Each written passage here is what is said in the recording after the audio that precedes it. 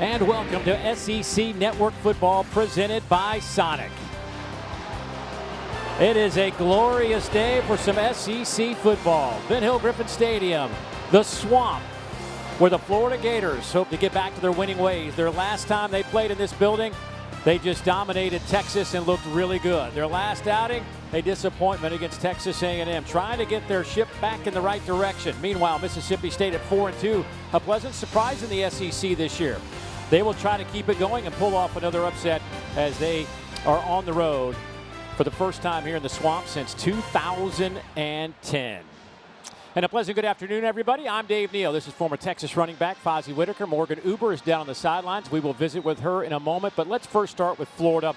And just a lot of people use the term noise, which is surrounding this program right now. The future of Billy Napier has been discussed ad nauseum every day for the last, I don't know, you can even go back to the beginning of the season. But it is an issue. There's no doubt that you cannot come here and not hear it. I'm curious from a player's perspective, what kind of impact does that have on you? Yeah, ultimately it's outside noise, but the players have to depend on who they are and the identity of their leadership within the team. The players have to come together. They're the ones that actually execute the plays on the football field, which is reflective and indicative of the head coach. But ultimately, these leaders have to step up and showcase what this Florida football team is all about. Well, one of those leaders is their quarterback, DJ Lagway, who has been hurt, well documented. He's been hurt since last summer. But getting healthy in the last 2 weeks is starting to show the old DJ Lagway that I think we all expected to see. Yeah, he needed more reps underneath his belt. Missing training camp, missing offseason, that affected him. Now he's hitting his stride. And part of the reason why he's been able to hit his stride is by the pass catchers that he's been able to get the ball to. Dallas Wilson, true freshman, unbelievable performance against Texas, and then coming back door, being able to control the line of scrimmage and having a running back like Jaden Ball, one of the most physical run-tackling running backs in the game. And then the other standout freshman, Vernell Brown III, has been able to showcase their athletic ability and why DJ Lagway has been on point at the quarterback position. I mean, you're looking at a sophomore and two true freshmen right there. I mean, certainly the future bright in that regard. But certainly there's a lot more with DJ Lagway. If he keeps playing well, this team could go a long way. But for more on that story, let's go down to Morgan Uber. Us that this was the best week of practice for DJ Lagway. He looked like he was himself again, playing fast, throwing the ball with accuracy. And it really took him the first half of the season to get used to playing to game speed. He came back just 12 days before the start of fall camp. But Lagway telling us that he really used that bye week to get those enhanced game reps. And we're seeing the benefits of that now. And he also brought a different juice this week. After the loss to Texas A&M, he said, "Nothing about this is acceptable. It starts with me," and numerous players I talked to this week for Florida told me Lagway hasn't let the outside narrative change the way he leads this team.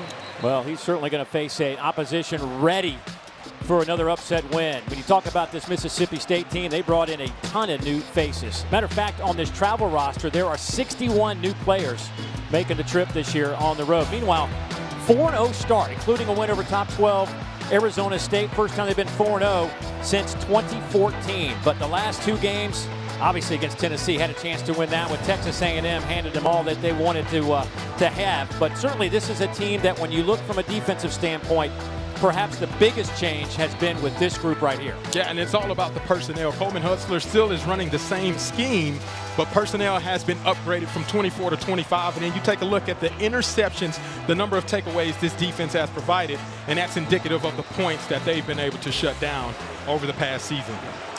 Well, Mississippi State won the toss. They elected to receive the opening kickoff. This is 22 of the last 23 games, and Mississippi State will get the football first. And with this offense, why not? That will sail through the back of the end zone. Well, Blake Shapen, 6'1", 210-pounder, a 24-year-old quarterback. Of course, when he was at Baylor, led him to a Big 12 championship game MVP. He has been in big environments his entire career. Of course, last year only 4 games before an injury set him down for the remainder of 2024. But when he came back, he just lit up Arizona State. Of course, they start the season with a big win on the road at Southern Miss, trying to have that defining moment on the road. They'll try to do it here against the Florida Gators. On first down from that far hash mark, they'll run it with Devon Booth. And Devon out over the 30-yard line. Miles Graham makes the tackle. And Obviously, with Booth getting the first carry, need to tell you about Fluff Bothwell, the South Alabama transfer who will not play today. He is out for the game, so that means Booth and Xavier Gayton will be the main running backs today for the Bulldogs. Here's Shapin up top, going deep. This big play. Offense gets one here down to the 20-yard line. Goes Anthony Evans, the third. That's a huge play. That's why they want the ball first, to be able to get this defense in predicaments. And you see Jamrock is not able to stay with Anthony Evans and start the game off with the big explosive play by Blake Shapin. 48-yard pickup just outside the red zone. Shapin keeps it left side, will slide down at the 15. Let's go down to Morgan. Well, this Florida team is shorthanded in this secondary. Cormani McClain was a game-time decision. He's been down here, went through warm-ups, and has been down here on the bike. But free safety Jordan Castell is a no-go today, re-aggravating an upper body injury during warm-ups, guys. He's down here in a hoodie. Boy, going to miss those guys. Here is Shapin again, turns the corner, keeps it himself. He's down to about the 12. George Gums Jr. making the tackle. One thing about Shapin, he may not be the biggest dude at 6'1", 210 pounds, but he might be one of the toughest guys we've seen this year. Absolutely, being under duress and pressure a lot of the season, he's been able to showcase his toughness and fortitude, and he's going to need to exhibit that on 3rd and short here as Florida may look to pressure. 3rd down and a couple.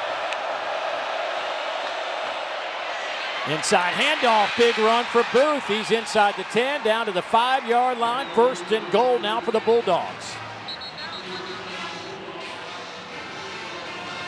Booth on the year, 59 carries, 266 yards, averaging about 4.5 yards per carry. Does have those 4 touchdowns. A guy that got a bunch of carries a year ago. Finished 5th in the conference with over 1,200 all-purpose yards. So as far as having somebody to replace Bothwell, they've got a good one. Yeah, Devon Booth obviously knows what it takes to be an all-conference running back, as he showcased that a season ago in what you mentioned, and his dynamic ability to be able to create plays in the open space, I think, is what kind of sets him apart from a running style versus what Fluff Bothwell does. There is Booth, what he has done this year. Tell you what, though, I'm looking down at the injured Gator player, Sharif Denson. We've already told you, just got the update from Morgan about McClain and Castell, and now Denson is the one down. That is 3 starters on the back end for Florida.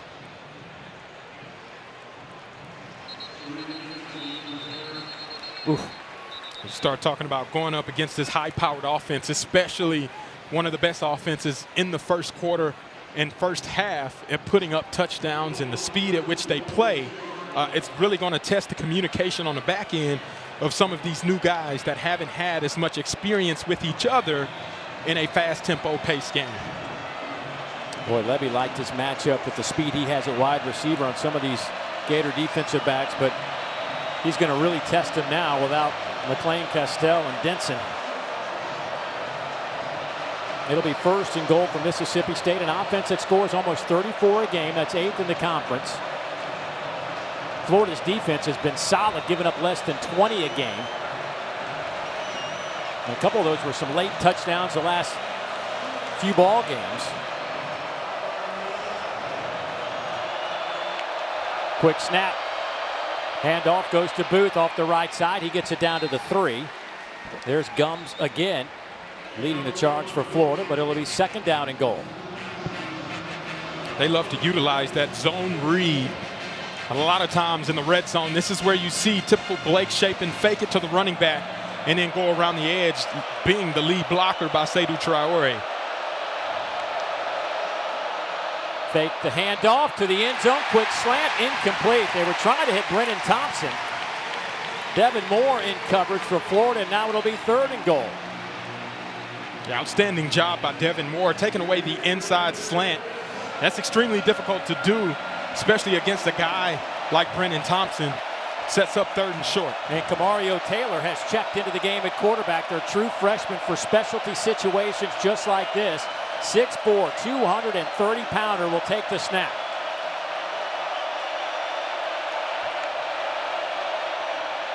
Taylor keeps it going right side. Makes one man miss and sneaks into the corner of the end zone. Touchdown, Bulldogs. And that's what Kamario Taylor provides at the quarterback position. Just a physical specimen and an athlete. Just get him in open space is all Jeff Lebby wants to do. He breaks one tackle, breaks another tackle, and then showcases his speed and dynamic ability, and then celebrates as only he knows how in the swamp.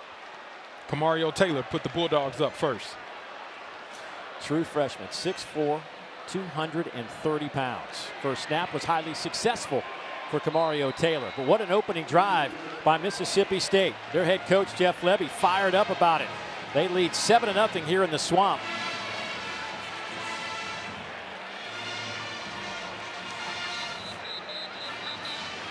Obviously, the biggest play of that drive was the 48-yard completion to Anthony Evans III. Yeah, and this is why Mississippi State likes to take the ball.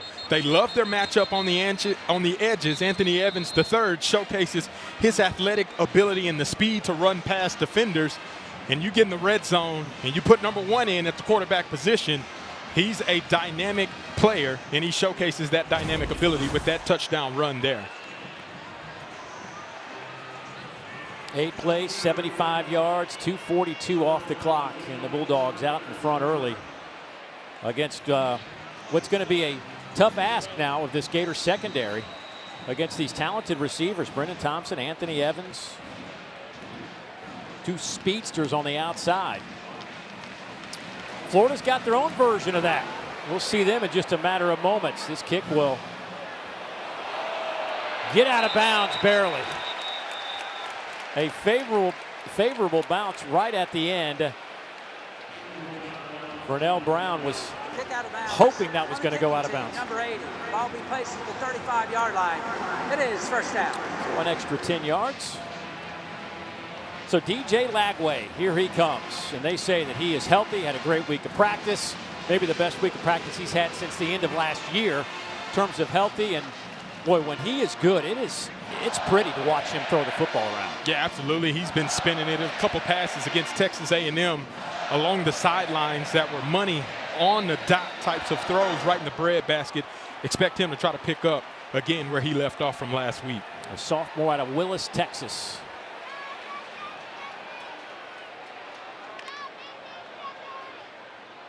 Lagway to throw. Open man, caught inside Mississippi State territory. J. Michael Sturdivant with the opening catch of the game, and that picks up 20. Yeah, and starting that confidence early, getting DJ Lagway set up with the play action, hitting it over the middle. That's how you start confidence for this young player to keep playing fast. Little sidearm sling to the outside. Sturdivant again, or excuse me, that was Vernell Brown the third. They get the ball to VB3, man. Just hold your breath because it could go. Dynamic athlete. Get it to him any way that you can. In space, punt return, kickoff return, it doesn't matter. He's liable to make a play happen no matter where he's at on the football field. Sturdivant comes in motion, but they'll hand it off the ball off the right side. Makes a man miss, makes another one miss. He's inside the 30 down to the 28. That's a gain of 10 for Jaden Ball on his opening carry of the game. Yeah, Jake Slaughter does a good job at the center position, being able to capture his defender and create an opportunity for Jaden Ball to stick his foot in the dirt and go pick up a first down. Hayden Hansen, the tight end, in motion, but they'll hand it off to Ball, and he is hit at the line of scrimmage, falls forward for a couple of yards. Boy, Jaden Ball will have to carry the load. Injuries in the backfield to Duke Clark, Jacoby Jackson. Means that Ball will be the main guy today. He didn't come off the field very much in their last game against Texas A&M. And against Texas, it was kind of more of the same, the NFL style of play, being able to take the pounding that he was able to do, but the production is always there, which is why he was on the field so much. Lagway to throw, going toward the end zone, and a little too far. They were trying to hit Dallas Wilson. Hard to overthrow Dallas Wilson.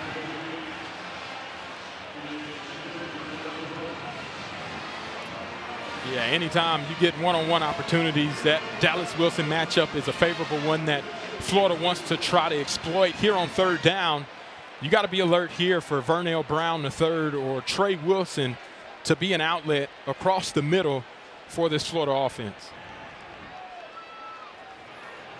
So 3rd down and 7 now for Florida.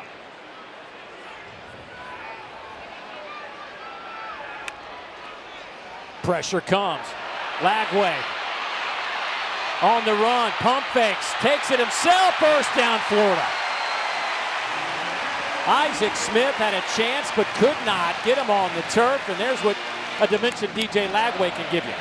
Yeah, and that's what you get whenever you have a healthy Lagway. Now the protection's not great. There's miscommunication up front, but you got a dynamic player like DJ Lagway. He accounts for 2 missed tackles and picks up a 1st down with his legs. He said it's the best he has felt this week of practice since the end of last year. Billy Napier saying that he was probably as good in practice this week as he's been in a long, long time. Jaden Ball's been always good. Tackled inside the 10, down to the 6. Isaac Smith hanging on. Gain of 11. Yeah, and when this offense is good, it's whenever Jaden Ball is able to create in the run game and pick up big explosive plays like he did there. That's part of what keeps the pressure off of DJ Lagway and forcing the defense to be balanced and respect the run game for Florida.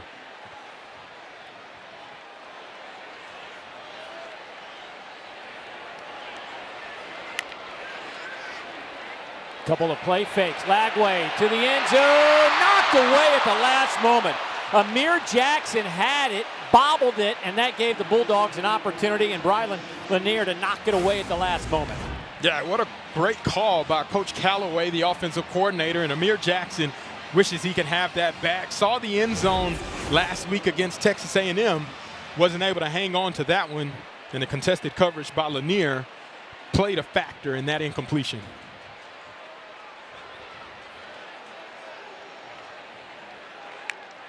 On 2nd and goal, Lagway looks left, fires, and trying to hit Aiden Mizell, who had not turned out of his break yet and couldn't come up with the football. A little miscommunication there. Expecting a back shoulder throw is what DJ Lagway was throwing.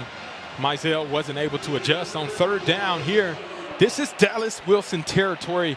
You're going to see him in the slot right at the top of your screen. That's going to be the guy to look for down here in the red zone. They'll go empty, sending ball to the near side. Lagway stands, fires, pass, caught, touchdown, Hayden Hansen.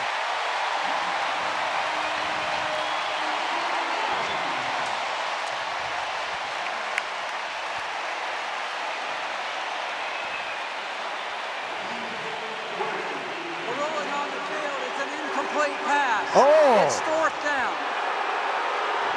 Did not see that. Nobody saw that. The whole offense is over here on the near sideline. They got to get back on the field. And now it's 4th down. Let's take a look. You see Hayden Hansen.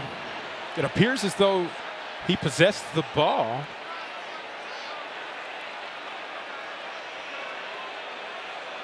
Not really seeing much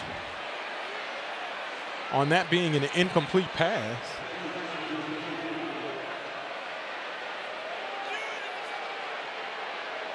It does move a little bit. They're going to put this under review. It's an incomplete pass. The previous play is under further review. Matt Leffler, our referee today.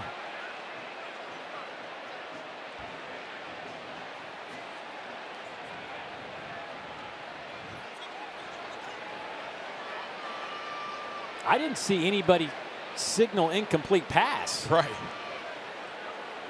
And we'll get a closer look at that again. It appeared like his hand was under the ball. As you see there, he catches it. The ball does appear to move a little bit, but I don't see the ball actually hit the ground at any point from this angle. Yeah, the question is, does the ground help him make a catch? And I don't know that you can. And again, I'll go back to this. It's got to be indisputable video evidence to overturn the call on the field, which, unfortunately for Florida, After review, the ruling on the field is of incomplete pass is upheld. It's 4th down. And I don't think that. I think what they're saying is they can't overturn the ruling on the field. There's nothing there to say that was a definite catch. unfortunate had it, because if they would have said touchdown, they wouldn't have been able to overturn that either. And instead of the 7, it's going to be a 24-yard field goal now for for Trey Smack, who's 9 out of 12. Missed 3 kicks the opening game of the season. He has made 9 consecutive since.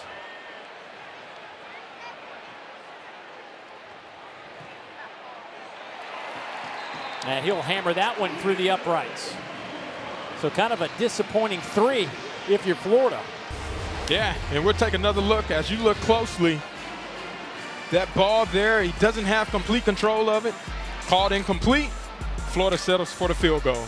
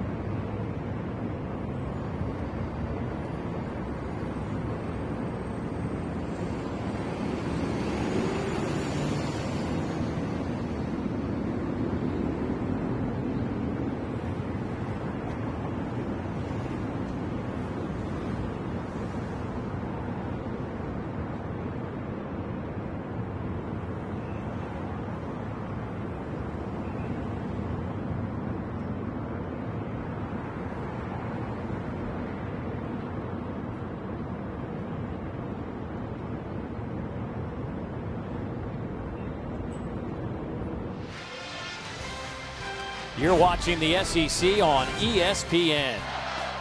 Homecoming, the 101st edition. Both teams have had the football one time. Both have produced points, although the Gators feel like they left 4 of them out on the field. 7-3 our score. Last year the Gators got the best of Mississippi State. Matter of fact, it's been almost 2 years since the Bulldogs have won a conference game. This kick through the back of the end zone. Let's go back to that, what was a incomplete pass, and explain, show us what you saw. Yeah, you're going to see the back judge here is going to signal incomplete, but the judge there is going to signal touchdown. So they had to come together and talk about it, and that's the reason why the call was overturned, or I guess upheld, since the initial call was an incomplete pass. I mean, we slowed that thing down and froze it, and we had a hard time seeing it. Xavier Gayton in the game at running back. His first carry off the left side will get 2.5, maybe 3. Cameron James coming off a season-high 6 stops against Texas A&M, makes the tackle there. Gayton, a sophomore running back out of Brookhaven, Mississippi. Jeff Levy talking about his skill set is pretty electric. He'll pick up the first down. Give him 10 on that carry. Yeah, although he hasn't played a ton, they rave about how fast he is. You can see that speed on display there as he gets the edge and picks up a first down for Mississippi State. Bulldogs ready to go. 4-man rush over the middle. That one is over the hands of the tight end, Traore. Look at that second Gator secondary, and that has been decimated with injuries. Morgan, what's going on? Well, after that first series, senior Devin Moore, cornerback, went back to the locker room wincing in pain and upper body injury. They're going to be relying on true freshman Jabari Flowers, guys, in that position. The only starter on their back end 5 is Bryce Thornton. Second down. Quick throw to the outside. That'll go to Traore. He'll get it close to the 45-yard line. Alfonso Allen in there to make the tackle. They said they were going to try to get Seydu more involved in this game, and they're already targeted him a couple of times. Third down. Here's Thompson, spins, still on his feet. First down, Bulldogs near the Gator 40. Bryce Thornton finally brings him down. There's a scramble. Boy, Evans now getting into it.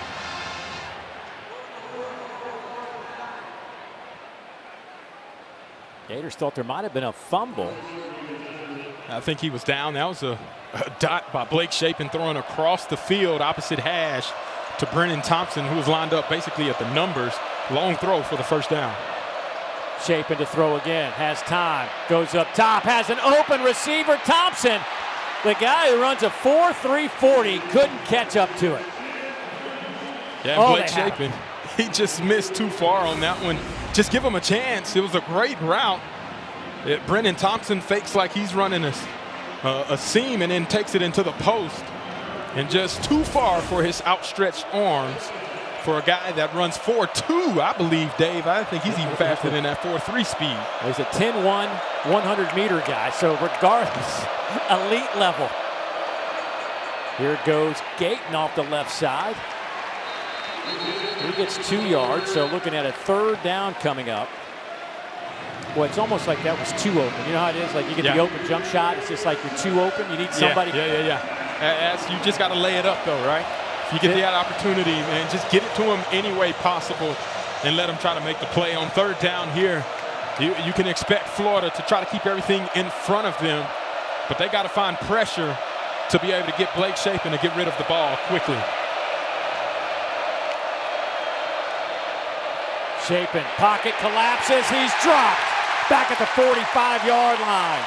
Brian Taylor, Cameron James collapsed the pocket, a loss of 6. That's a great job by this Florida defense, being able to showcase integrity in their rush lane.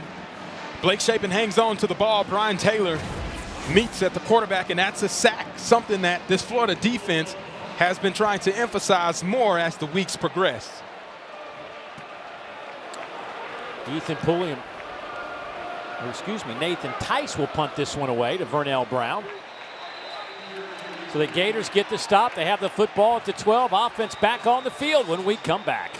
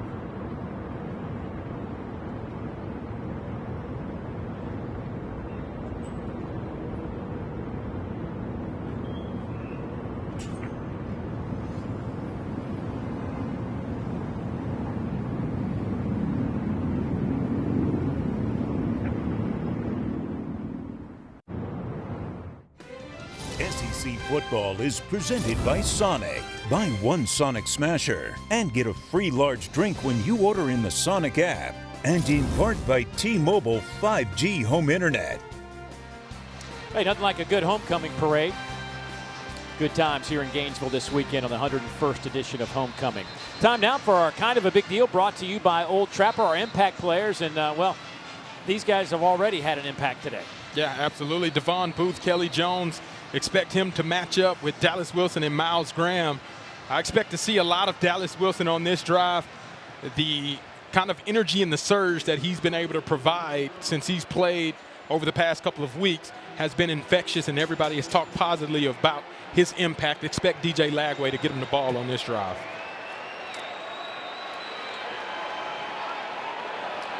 Lagway on that opening drive, 2 out of 6 for 26 yards, but there were a couple of drops in that sequence, and boy, the Bulldogs thought somebody up front moved, and there is a flag. Yeah, right tackle just jumped too early, Caden Jones. On the offense, 3. That is a 5-yard penalty. It remains first down.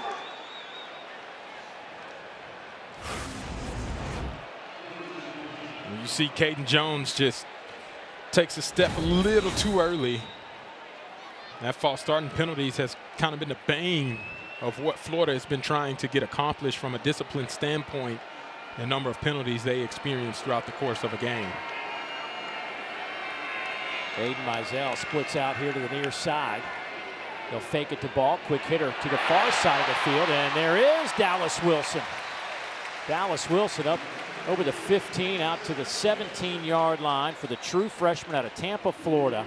6 catches, 111 yards, 2 touchdowns in his debut against Texas.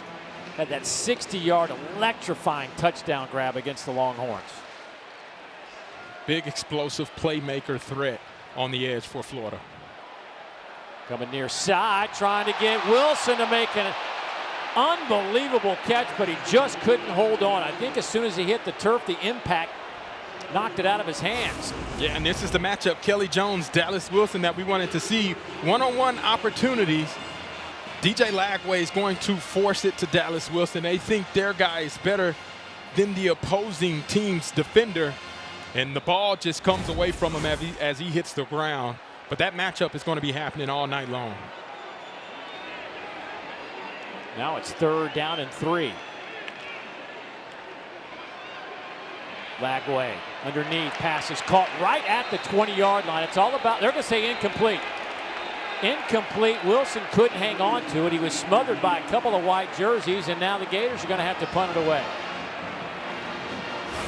Yeah, and you're going to see they got 7 guys up at the line of scrimmage for Mississippi State trying to confuse DJ Lagway's read, and Dallas Wilson unable to hang on to the football as he's hit and goes down to the ground, and it sets up 4th down deep in their territory for a punt. Well, you could tell on that possession they really wanted Wilson to get involved. All 3 plays. Tommy Doman to punt it away. That will hit at the 42 and take a Gator bounce inside the 40 down to the 39-yard line. So good field position now for the Bulldogs after that 45-yard punt. Blake Shapen and company back on the field when we return.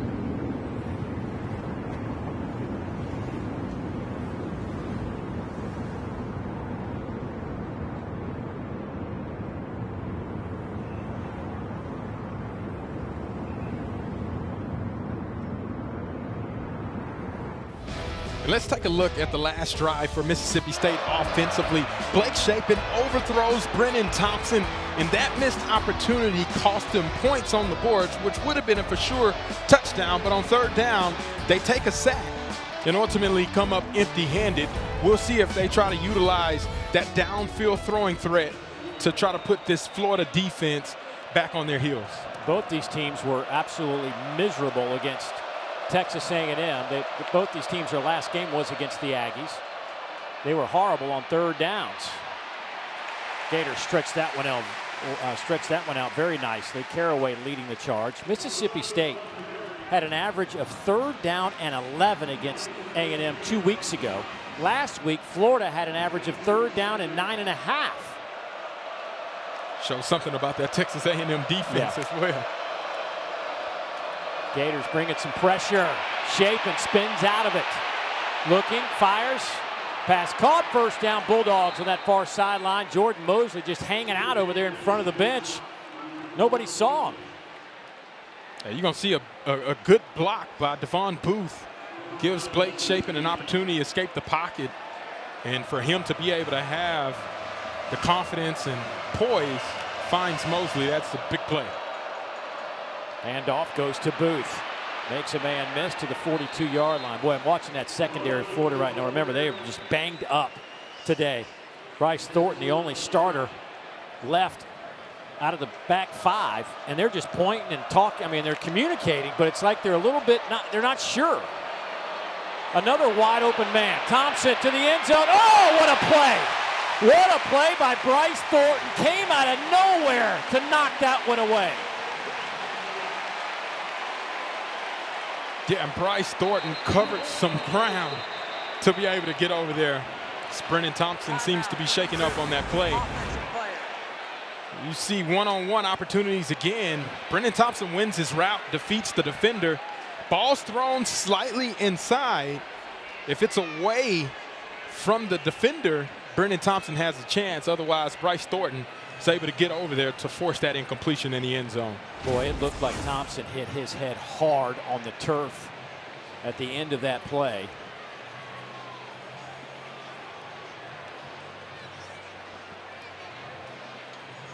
Young man that is the fastest player on the team and might be the fastest guy in this conference.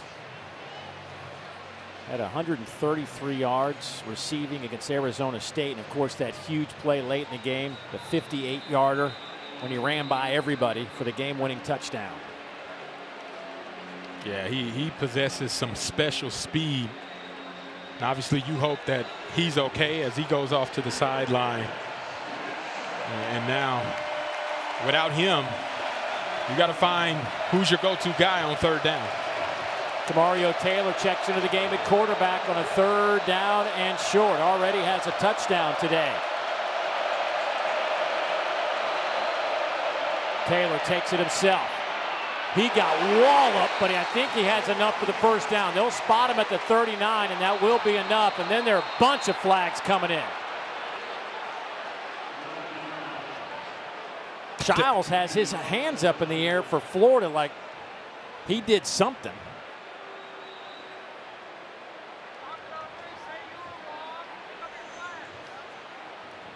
What a hit, though. Goodness gracious. Alfonso Allen just laid the wood on Mario Taylor. A little sandwich. Jaden Robinson getting in the mix as well. That's physical football here in the SEC. But as soon as that play was over, man, there's 3 flags on the ground. And I saw Childs just raise his hands up. He was kind of in the middle of where those flags were thrown. He was involved in some capacity. The result of the play is a first down. After the play was over, personal foul, unnecessary roughness, number 8. Personal foul, unnecessary roughness, number 76. Those penalties will offset. Number 76 will be able to remain in the game due to the helmet foul. You're going to see Mario Taylor. They call quarterback counter, and they believe in him. He picks up the first down. But Jaden Robinson and Alfonso Allen gives them something to think about And then here's your extracurricular after the play. Aaron Childs and Albert Reese get into it, knocks the helmet off, offsetting fouls, first down for Mississippi State. Taylor stays in the game on first down. He'll keep it again, left side. Inside the 35, drives the pile down to the 32-yard line. Makai Barrow makes the tackle. Taylor can throw it now, 2 out of 3 in his limited work. 46 yards, has a touchdown. As a matter of fact, his first career collegiate pass was a 42-yard touchdown. Gonna run it again here, though. Boy, Alfonso Allen just keeps stepping up. Another big hit by number 43 in blue. Seeing him stepping up, man, that's kind of what you want to see, right? Next man up mentality. 3rd and short, keeping Kamario Taylor in. The expectation, he's ran the ball twice before. Going to crowd the line, but alert Seydou Traore right up the middle of the field on a bluff. Taylor tripped up in the backfield. Again, Alfonso Allen slicing in to make a great defensive play.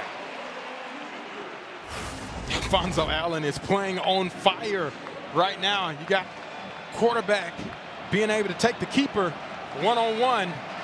Allen says not happening today and gets the stop on 3rd down. Blake Shapen in the game at quarterback on 4th down and 2.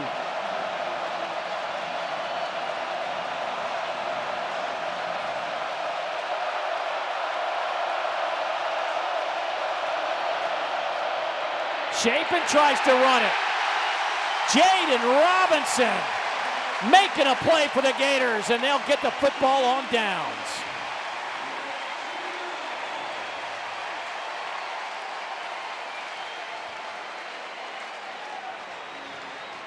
The combination of Alfonso Allen and Jaden Robinson is a dynamic duo in this game. You see him take on the block, shed it easily, and then get to Blake Shapen and stop his momentum right in his tracks, then bring him down for a huge Gator stop.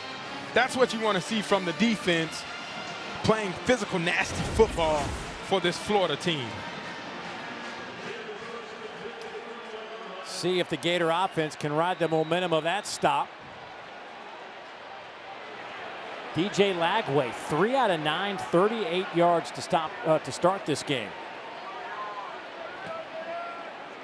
Amir Jackson, the tight end, sets up on the right side. Lagway coming back to the left side. There's Ball. Cuts it back, makes some guys miss, and he's to the 43-yard line. That'll be a first down for the Gators, a gain of 12.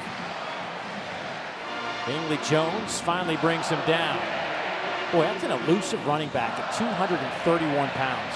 Yeah, coming into the game, breaking 47 tackles, which ranked 3rd in the conference. He's been phenomenal in that category. Lagway hit as he throws. Pass caught there by J. Michael Sturdivant. He's out of bounds after a gain of 5. Wait for Florida to maybe take one of those deep shots here. Yeah, you're setting it up. You got to be able to run it consistently. Play action is typically when they take their deep shots to be able to force the issue. We'll see if Jaden Ball gets the ball here again in his 2nd and 6 opportunity. Sturdivant comes near side. Ball your tailback out of that pistol formation. I'll hand it off to Jaden Ball. Ball across midfield. He'll pick up 4. It'll be 3rd down and short. See if the Gators want to run another play here before they get into the first quarter.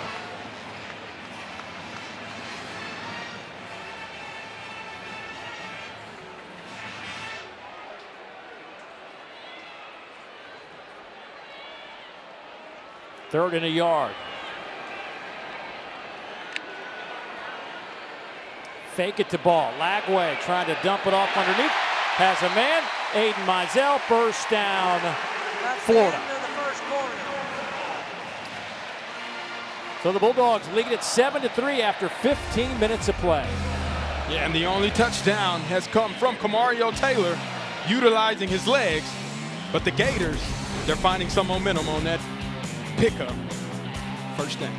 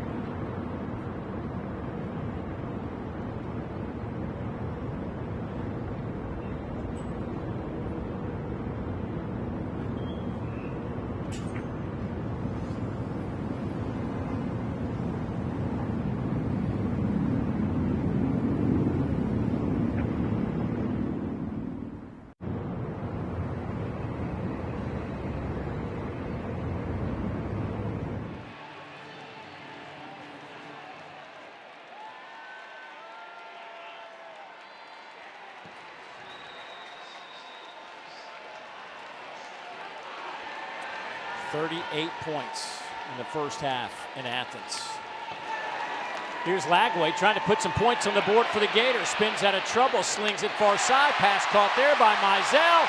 Still on his feet, 8 into the 20 and drop first down, Florida. 17-yard pickup. Yeah, what a throw by DJ Lagway. You get pressure late from his backside. Is able to roll out of the pocket across his body, still throw it to the sideline. That's just incredible awareness, being able to roll out of the pocket and then showcase that accuracy on the move, going away from the body. Yeah, that's what people wanted to see from DJ Lagway all season. 10 catches on the year for Mizell. Hand it off to Ball. Cuts it back to the 5. Looking for the goal line, and he finds it. Touchdown, Florida. 19 yards. Jaden Ball.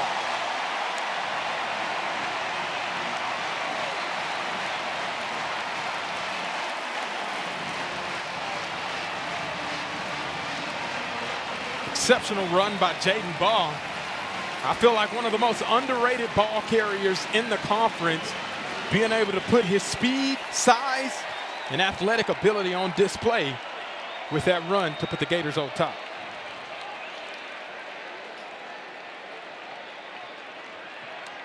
Trey Smack to attempt the point after.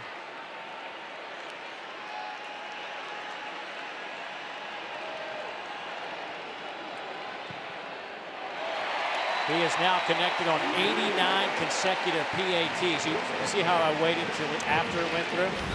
Veteran move on my part. Well, this guy is playing like a veteran as a sophomore, showcasing his dynamic ability and what he's brought to the table for this Florida offense. Dynamic.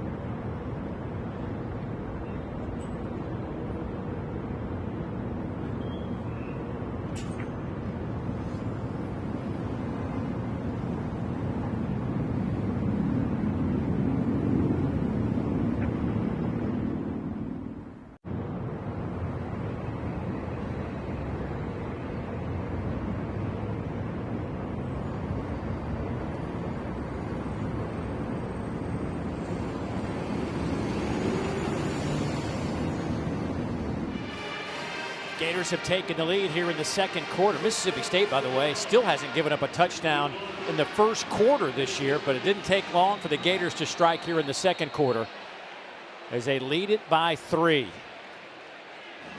Boy, Jaden Ball is some kind of guy to try to wrestle to the turf. Just an exceptional running back. Averaging 5 yards per carry this year. Just picked up his 4th touchdown of the season.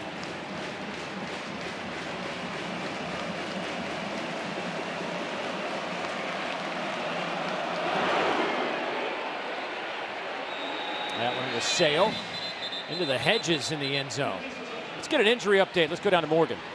Well, early in the first quarter, we saw senior cornerback Devin Ward taken back to the locker room, wincing in pain. He was grabbing that right collarbone. And guys, he's now sitting on the bench right next to Jordan Castell, also out today with an ice pack on that right collarbone area. And Ron Roberts told us, earlier this year, that's their best cover guy. So certainly a big loss for their secondary. Man, what a tough way to go, especially playing an offense like Mississippi State's. Again, just the only starter that's on that back end. The normal starter is Bryce Thornton.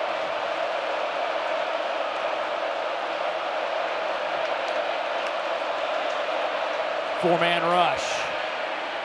Pass caught there by Anthony Evans III. By the way, Brennan Thompson, number 0 for Mississippi State, left the field. Looked like he was a little wobbly. He's back there. He lines up in stack formation on the far side, blocking now for Evans.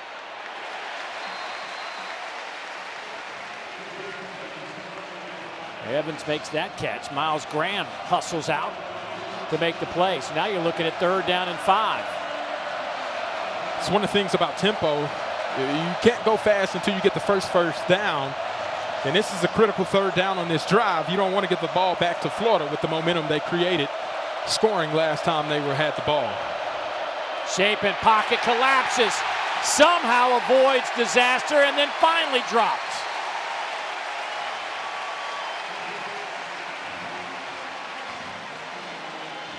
Mbachu, the first one there, then Bett came to clean it up. A loss of 6. Yeah, you're going to see Mbachu right in the middle of your screen, showcasing his dominance, being able to get the twist around. He comes free, not able to bring Blake Shapen down, but he sets up the opportunity for his teammate, Brendan Bett, to be able to finish the job, and Florida gets a big sack. Here is Pulliam, the left-footed punter for Mississippi State, taken by VB3, and he's immediately wrapped up. A 53-yard punt. No return. Gators with the football, up by 3. This guy's looking hungry. He wants a little bit more. I'd give it to him.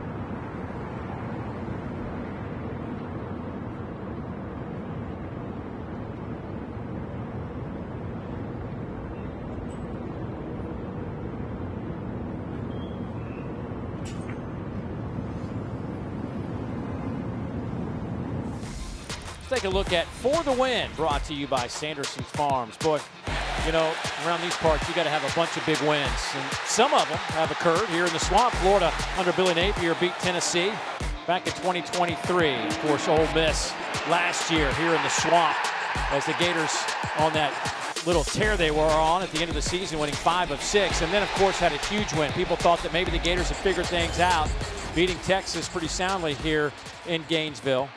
But there just haven't been as many as these folks want. Started the year in 2023. Got off to a good start that season. Here's Lagway. Going deep down the middle. Passes caught. Vernell Brown III. There's the big hitter we were looking for. 49 yards. Well, it's the power play action. Jaden Ball gets everybody to suck up, thinking it's counter. And then DJ Lagway showcasing that ability of the deep ball accuracy. And we talked about him hitting his stride in this offense. Well, that's a direct correlation of him being healthy and finding his guys downfield to make a big play.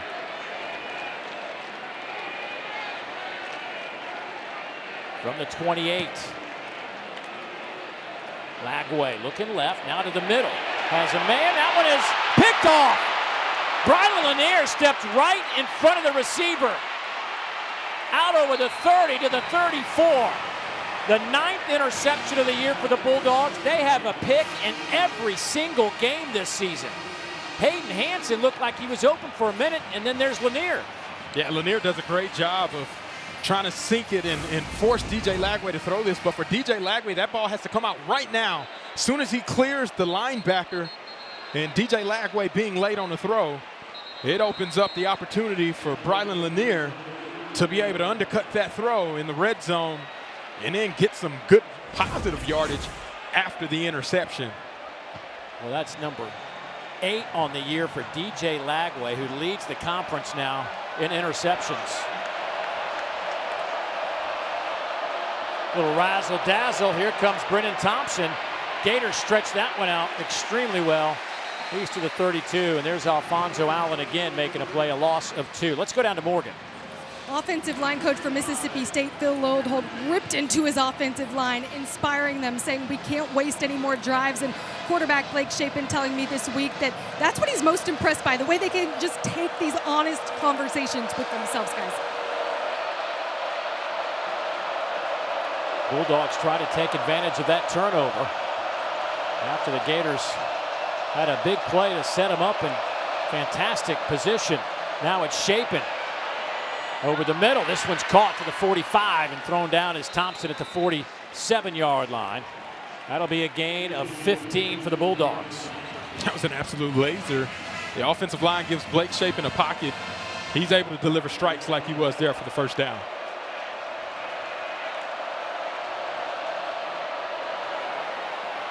Shapen falls into Gator territory. Alfonso Allen again will get credit for the tackle. How about this young man Allen right here? He had 7 tackles in the first quarter, 4 solo. Entered today with 14 career tackles in 29 career games. He started at Baylor collegiately. Doesn't get credit for this tackle on a big run from Devon Booth. Laganza Hayward, the true freshman in the back end, will get the tackle after a 16-yard pickup.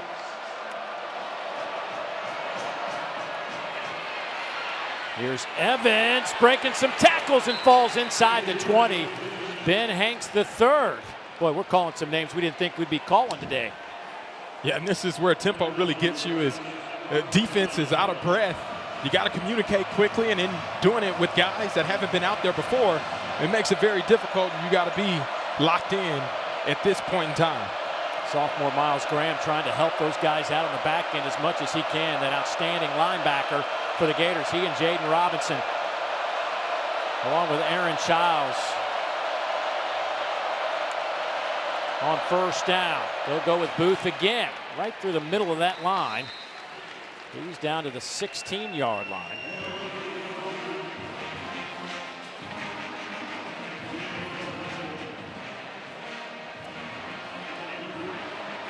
Jeff Levy and this offense, this spread offense, a derivative of what Art Briles created. See a lot of these guys, Josh Heupel, very similar, 2 guys that know each other well, but on the same staff. Very rarely do you see them huddle like they did. Gayton in at running back. Evans goes in motion. Little delay handoff to Gayton. Tries to kick it. Lost the football. Gators have it. Jaden Woods comes up with the football.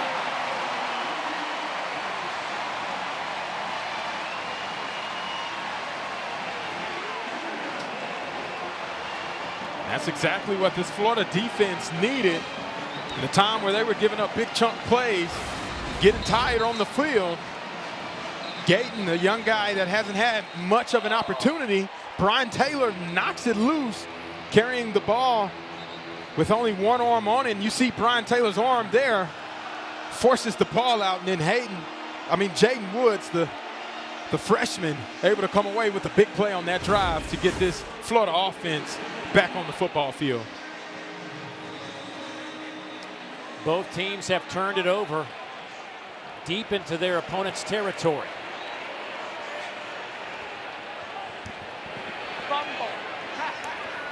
Ball the running back. To the middle of the field. Boy, Brian Lanier just got his left arm out there, just enough to trip up ball, but that's another 13-yard pickup. Yeah, Jaden Ball is the workhorse for this offense, man. We keep talking about how special of an individual he is. This late in the season, the football team kind of rides on his back offensively. As he goes, the offense is able to produce in a very significant way. Little tap pass goes to VB3. Vernell Brown to the 40-yard line. That'll be another Gator first down after he picks up 12. Manning, the team's leading tackler, gets him on the turf. See, Florida using their own variation of the tempo to try to keep this Mississippi State defense a little off balance, not knowing what's going to come next.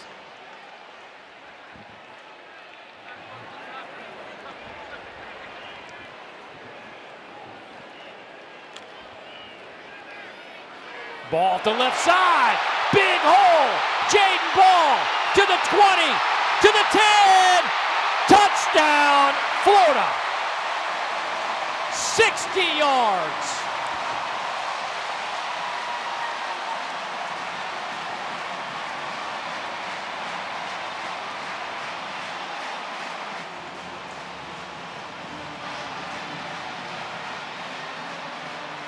There is a flag back at the 42-yard line. It's a 10-yard penalty. It is first down.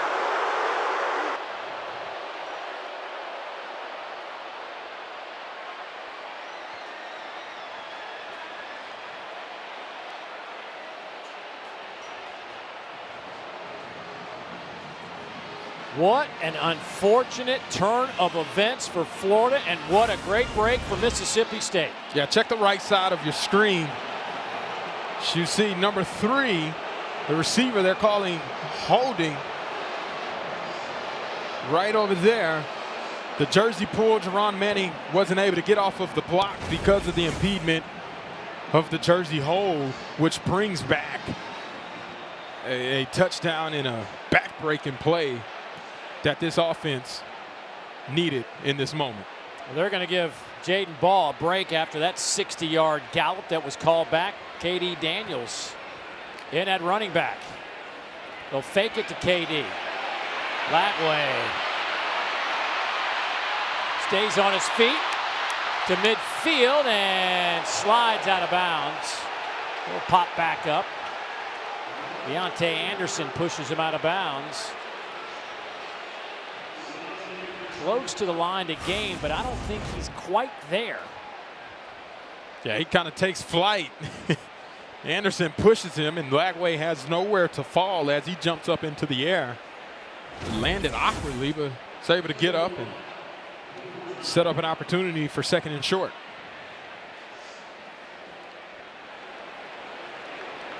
Boy, a lot of options right here at midfield for Billy Napier on second down and short. They're just going to try to get this first down. They'll get a couple extra yards in the process to the Bulldog 45-yard line. Jet Jefferson, the first one there. KD Daniels, the redshirt freshman out of West Point High School, West Point, Mississippi. taking on his, you could say, hometown team. Not too far away from Starkville is West Point. Handoff right side to KD. Isaac Smith making the tackle, pickup of 7. Boy, you see Isaac Smith out there. We didn't know for sure how much we'd see him today. Led the conference in tackles last year, but bothered by an injury. Looked good in pregame warmups or getting him a run here. They were like, hey, if we can get 20 plays out of him, that would be fantastic. I think they've gotten more than 20 today. Absolutely. He's been playing well. He looks really good. I think that's a testament to his regimen to be able to get ready for this week. Excuse me. There's Lagway looking left, stays left, waits for somebody to get open, and it's the tight end, Amir Jackson. This time he is out of bounds. He holds on to the football, but out of bounds at the 20. He dropped one in the end zone back in the first quarter. Yeah, we're going to take a look here. He does bobble it, but does he maintain possession the second time he tries to catch it? And we can't really tell from that angle, but it's very close. You got to believe that play will go under review to see if he was able to hold on to that football for the second time.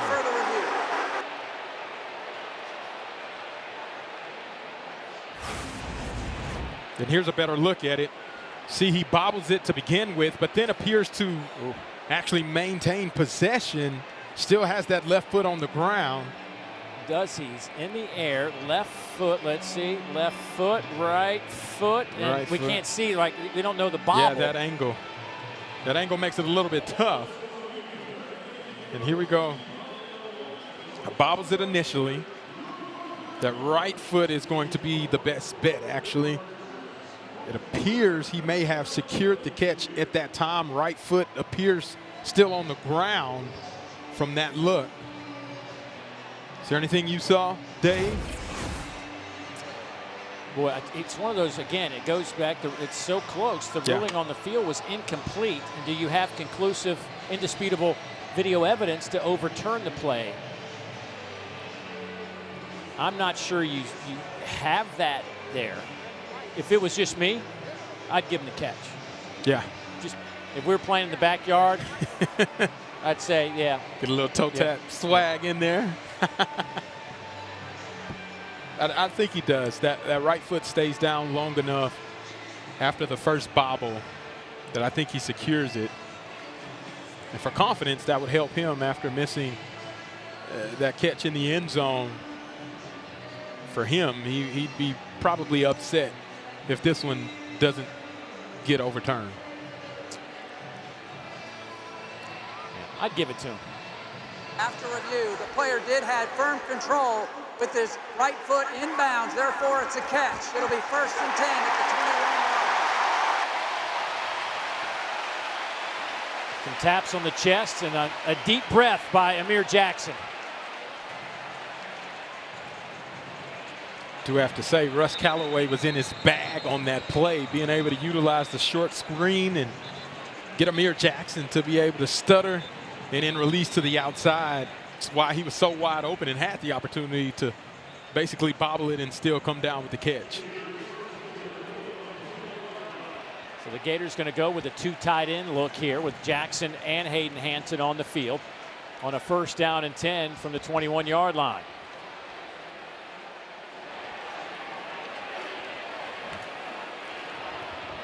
Lagway going to the end zone, incomplete. J. Michael Sturdivant defended by Diego Brumfield. It'll be 2nd down. Yeah, that ball was slightly underthrown to J. Mike Sturdivant. Lagway looking for the back shoulder throw. And it just hits the back of Brumfield as he was in tight coverage. The missed opportunity there in the end zone. Jaden Ball back in the game. He'll split out here to the near side. Mississippi State getting in some substitutions late. Play clock down to 3, down to 2. And Florida's going to have to take a timeout. Florida takes their church timeout. Billy Napier not happy about the Gators subbing late on that possession, forcing a timeout. They're driving up 3.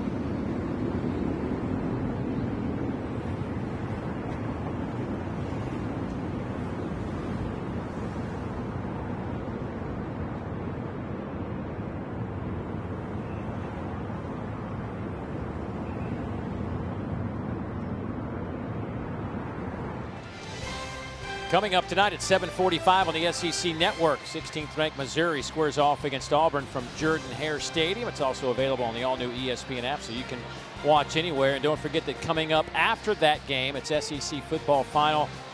Dari and the boys will break down everything that has happened today. Already been a crazy day. How about the Vanderbilt Commodores? Came in as a favorite over LSU and proved the folks who decide those things right with a big win at home in Nashville. Jaden Ball off the right side. Not much there for Jaden. Trevion Williams, the man they call Bam Bam, making the play for the Bulldogs. Third down in the red zone. We already saw Coleman Hutzler line 7 guys up at the line of scrimmage. I expect this to be another one of those looks. Last time they dropped out. This time I expect them to be able to send some pressure and get the ball out of DJ Lagway's hands. You see all of them there. So 3rd down and 7 now.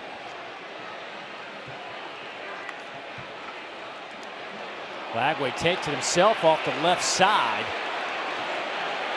Crowd not happy with that, but I gotta think that Billy Napier was thinking this is a 2-down territory anyway. Would be the only reason I think he would run that, but here comes the field goal unit. I don't know, they tried to catch him in a blitz. A lot of times when you run the quarterback run, you get +1, and if you blitz and hit it in the right spot, you can really gain a huge advantage there. Mississippi State was up for the task and shut down the thought process of DJ Lagway picking up the first down with his legs pretty early on. 33-yard attempt from Trey Smack, hit from 24 earlier. This will be out of the hold of punter Tommy Toman. Rocco Underwood, his 4th year as a long snapper. We'll have to wait a moment because a flag comes down. Delay a game. Offense. 5-yard penalty. It remains 4th down. Goodness.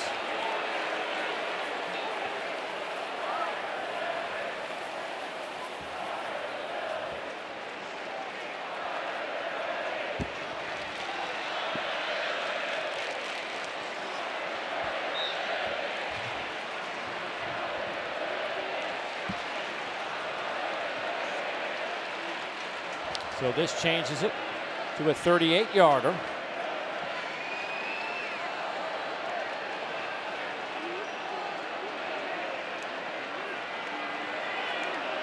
Good clean snap, and that kick is right through the upright. So the Gators will add 3 more, but there's a penalty flag down.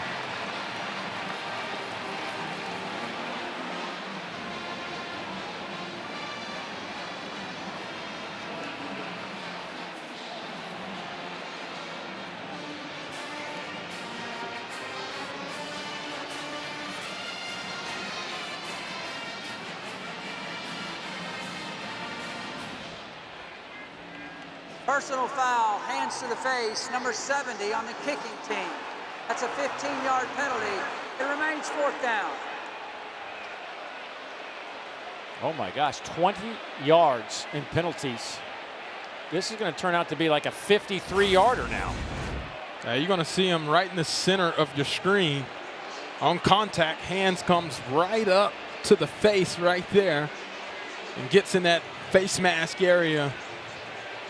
The official saw that, and like Dave said, that's an additional 15 yardage on top of the 5 yardage due to the delay of game to force a much harder field goal now for Trey Smack. Trey Smack's long this year's 56. Hit that in the opener. This will be from 54. And he's got it. Trey Smack stepping to the plate. He made it from 33, he made it from 38, he says, hey, I'll just go ahead and make it from 54, what the heck. So you can up the difficulty, result will still be the same.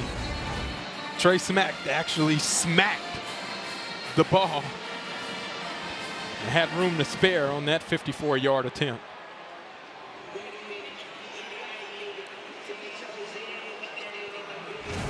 Fired up too after that, Dave. That's what you want to see.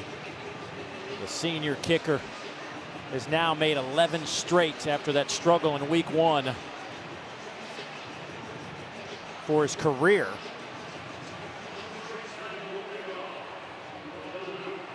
He is now 21 out of 29.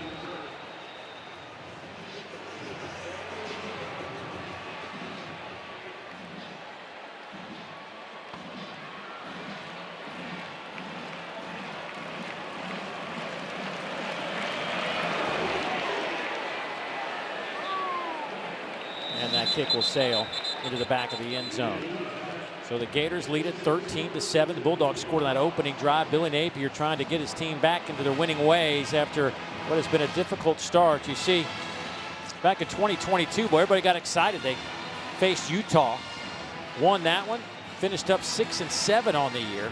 Last year, they got off to a real slow start, but then finished strong and brought back, the key ingredients, and everybody got all excited again. But that South Florida loss here in week 2 in the Swamp certainly left you scratching your head. Now, certainly USF, a pretty good football team, but nonetheless, nobody thought Florida would be sitting here at 2-4 right now. That handoff goes to Devon Booth off the right side. We talked a little bit about it in the open, though, just from a player's perspective. I mean, do you think these kids hear all that? I mean, are they, you can tell them not to pay attention to social media, but you think they know? Oh, they hear it. Yeah. They hear it, whether it's on campus or around the school, there's rumblings.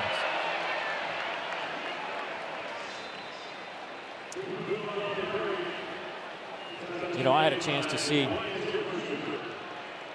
Florida's athletic director, Scott Strickland, this week, Thursday, over in Birmingham, and we talked about it. There was an article written last week that certainly stirred the pot up. And Shapen going up top. And that one is caught. What a catch by Thompson. They will spot it back at the 17-yard line. That'll be a 43-yard pickup. What a beautiful strike down to Thompson. There's no overthrowing him on that play. Catches him in stride, and Ben Hanks, all he could do is try to catch up as best he can. That is the 2-minute timeout. I'll finish that thought about Scott Strickland and what we talked about this week when we return after this timeout.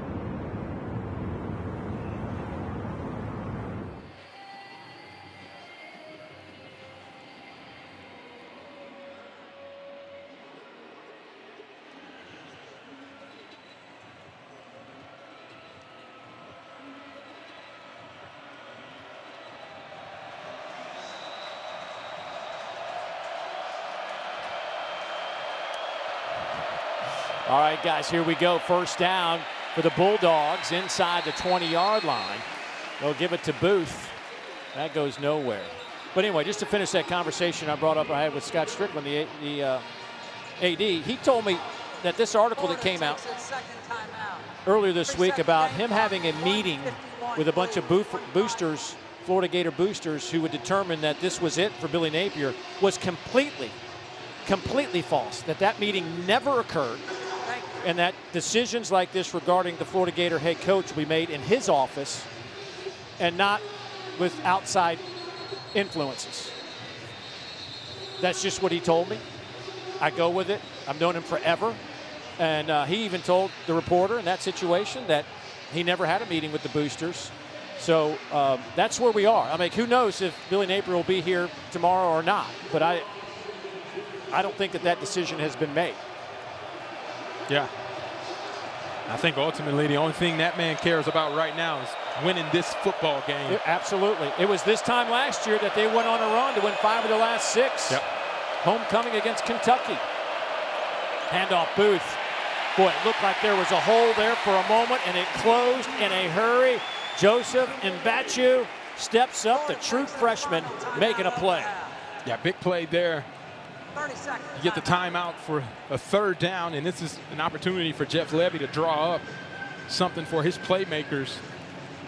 Seydou Traoré may be the guy. We haven't seen him featured much so far, but in the red zone, that's where Blake Shapen likes to feed him the ball. It's just an opportunity. You see him on a wheel route or possibly one-on-one matchup in the slot to be able to take advantage.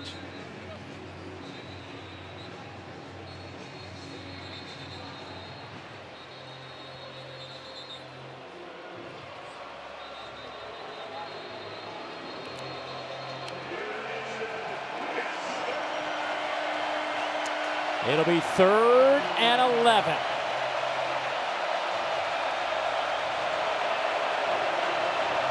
Bulldogs have scored 95% of the time in the red zone, 17 touchdowns and 22 attempts.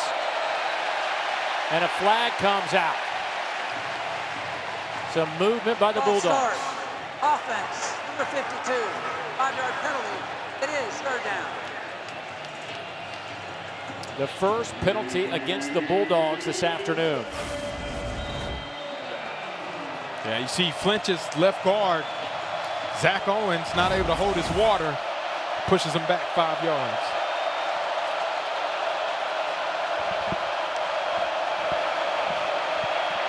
Shapen has time to the end zone, has a man and overthrows him. Jerron Glover made the catch in the back of the end zone, tumbles over some ladders.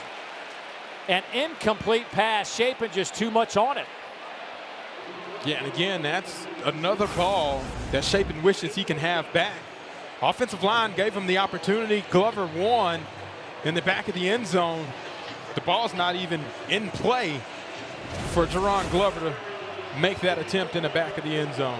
Those ladders back there, I assume, are for the Gator band coming up at halftime. Here's a 41-yard field goal attempt from Kyle Ferry.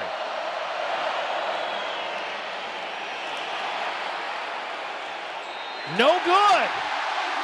No good.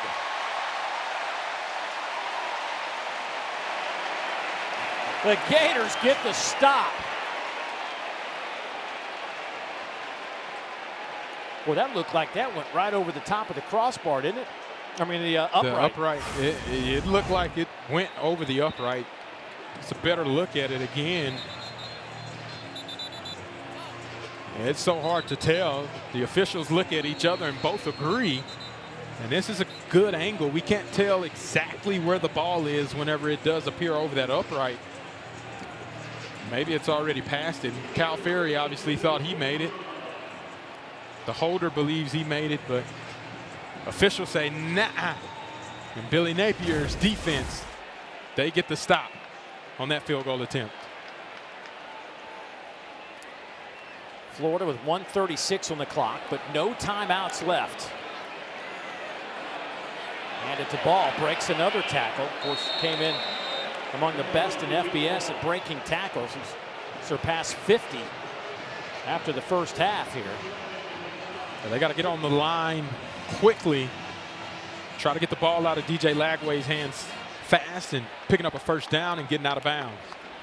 Three-man front by Mississippi State. Lagway, a little sidearm toss, gets it to his tight end, and Hayden Hansen at 6'8", 270 pounds, tries to run over Brylan Lanier, who stood in there and held his ground.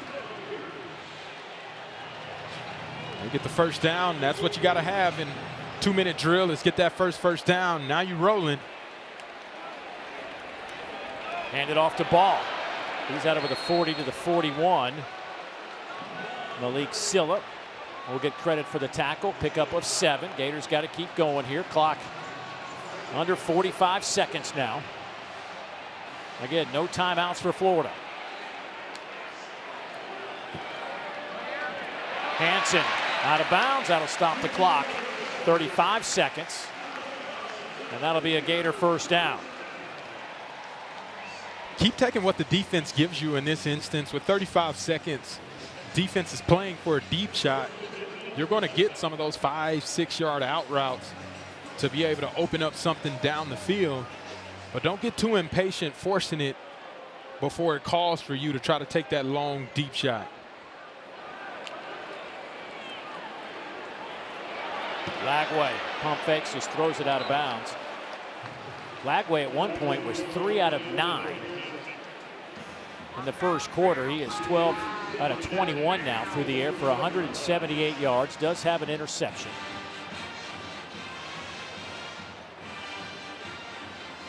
Here's where if you throw anything in play in the middle of the field, it has to be beyond the sticks to be able to stop the ball and try to give yourself opportunity, spike it to keep the clock from running. Ball goes in motion to the wide side of the field. 3-man rush. Lagway avoids some traffic.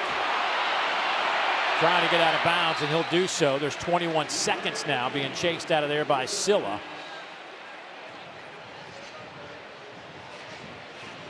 It's a good job by DJ Lagway getting out of bounds, picking up some positive yardage, but that ate up 9 seconds, which is critical in this moment to try to get in field goal range for Trey Smack.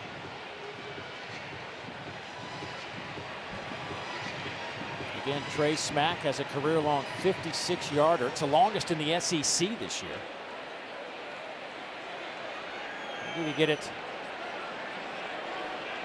Maybe pick up about another 10 yards or so to give him at least a shot at it. Intercepted. Intercepted by Brylan Lanier.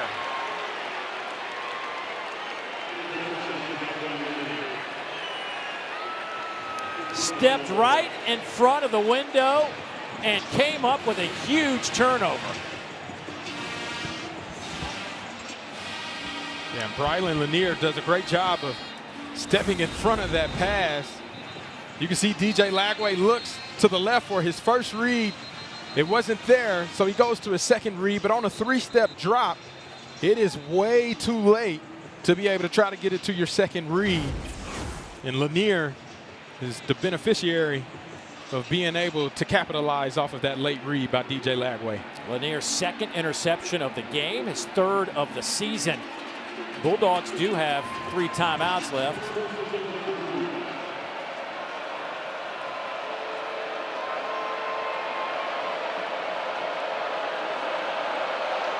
"17 seconds to go."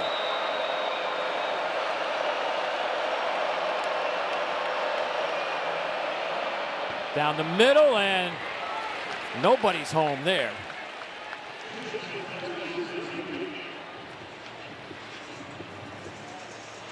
Trying to get it to Traore over the middle of the field. Excellent coverage there. Miles Graham just running with him. It's the open spot with 3 timeouts. The middle of the field is wide open in play for Blake Shapen as they can immediately call a timeout. But you got to have a better pass and an opportunity for your playmakers to make a play for you.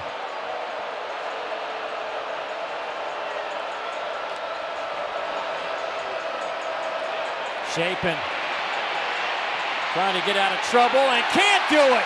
He's dropped back at the 35-yard line. Cameron James will get credit for the sack. That'll do it. for the first half. 13-7 our score. Coming up at halftime, don't forget you can watch the live performance of the Pride of the Sunshine Marching Band on SEC Network Plus and start streaming that right now. The Gators put together their highest offensive output of the year, 298 yards of offense in the first half, but only 13 points on the board, and they lead it by 6. Let's go down to Morgan. Coach, a second interception there for your quarterback, DJ Lagway. How would you evaluate his first half? Well, we got almost 300 yards of offense. We've had 2 turnovers on the plus side of the field. We've given up a couple deep balls, right? We got 2 rookie corners out there playing, gave up a couple shots. But in general, we're moving it a lot. We got to capitalize on our opportunities. Thank you, Coach. Thank you. Yeah, had some opportunities. Still take a lead into the break. So with that, it is halftime. Time to get to the studio. Update of what's going on around the country. Here's Dari Noka. Dari.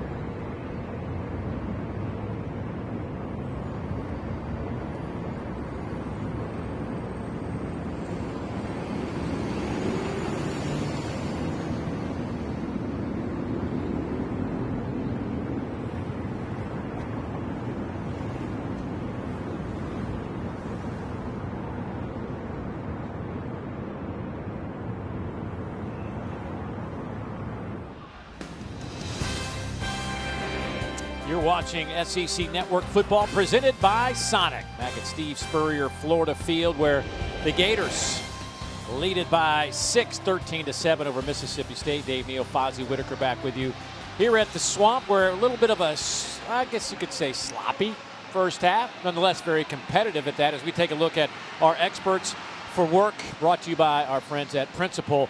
Defense kind of ruled the day. Yeah, they've been opportunistic, and it started off with Florida being able to create a new line of scrimmage. Haven't really been known for getting sacks, but they've been able to do that in this first half and then create turnovers. That's what the name of the game is. You see Florida forced a turnover. Mississippi State capitalizes on an interception, and then Lanier capitalizes yet again before halftime on a second pick of a late throw by DJ Lagway. DJ Lagway up to 9 interceptions this season. Of course, 5 of those came against LSU. Blake Shapen, he missed some open targets as well. Neither one of these quarterbacks were extremely sharp. They did both have some big plays down the field, but all told, defense kind of ruled the first half in terms of creating some turnovers. So now the Gators have the opening possession of this third quarter. And if you're certainly both teams, you feel like you left some points out there. Yeah. Plenty of missed opportunities. But we saw Jaden Ball get loose kind of at the end of that second quarter. I expect him to still be featured quite a bit in this second half as they go to their workhorse to try to establish a run game.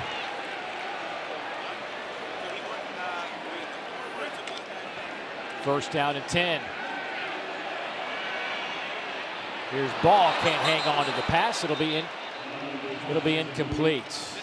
Well, Morgan, you had a chance to catch up with Jeff Lebby. What did he have to say? Well, right out of the locker room, his main message to his defense was, we have to do a better job of getting quarterback DJ Lagway to the ground. He's made plays and has been able to extend drives with his feet. So that's the calling card from his defense in the second half. This defense has certainly made a huge jump from a year ago. Gave up almost 300 yards in that first half, but still only 13 points on the board. Well, they got to get this guy on the ground. He talked about getting Lagway on the ground. You got to. Jaden Ball certainly is one tough sucker to get on the turf. That's what you like to see from a running back, running physical, picking up some good quality yardage. It makes it for a third down to be manageable for this offense.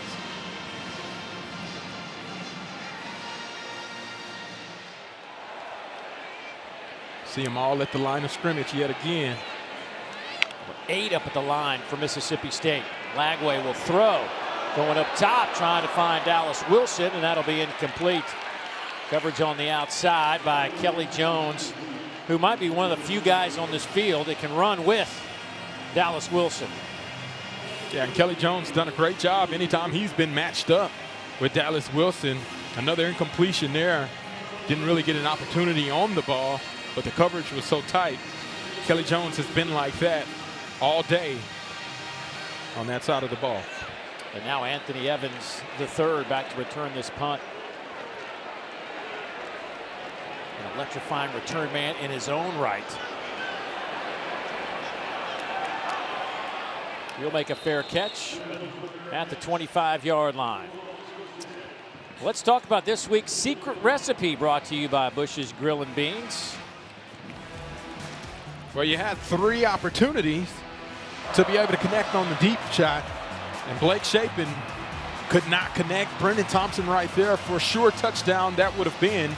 Ball sails on the inside instead of the outside, and another missed opportunity. And right before halftime, just sending Jerron Glover out of the back of the end zone. 3 opportunities they could have capitalized for that recipe for success. And now, let's not forget the 60-yard touchdown that Jaden Ball had that was called back. Yep. Flag down on this play.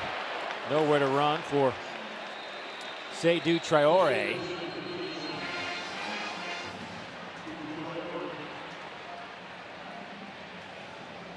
Legal shift on the offense, number 3 and number 0.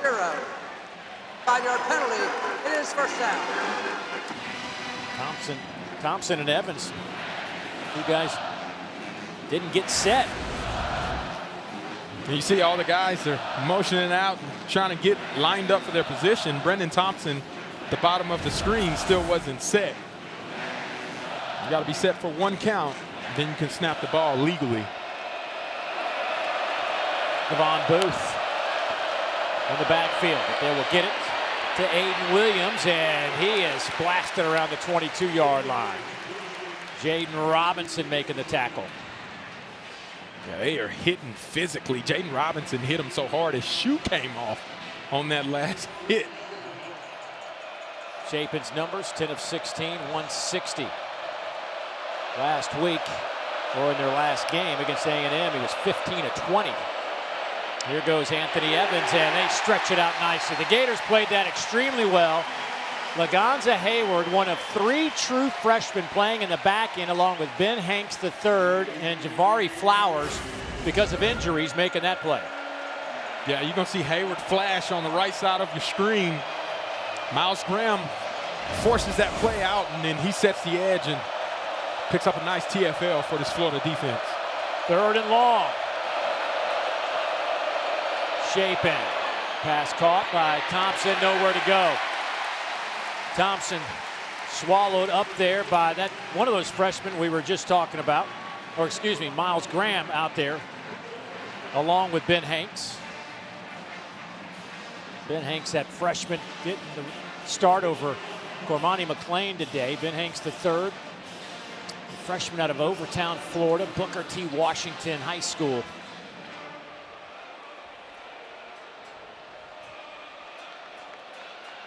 Flag down again. Well, we've been saying that a lot today, but a booming kick from Pulliam.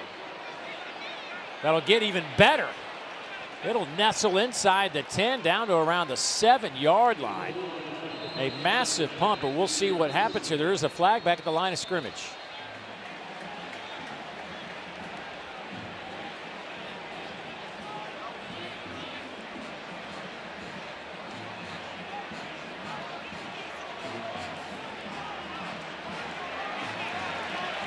Yeah, the Gators will definitely want to. Illegal formation. 5 or more in the backfield on the kicking team. 5-yard penalty. It is 4th down. Well, that waves off a 64-yard punt and would have had the Gators pinned inside the 10. Jeff Levy over there looking for some answers. Yeah, and you see just right along the end of that line, they keep creeping further and further back. That helmet's not breaking the waist of the center for the long snapper, and the official throws the flag immediately, seeing that they weren't close enough to the line of scrimmage for that play to be legal.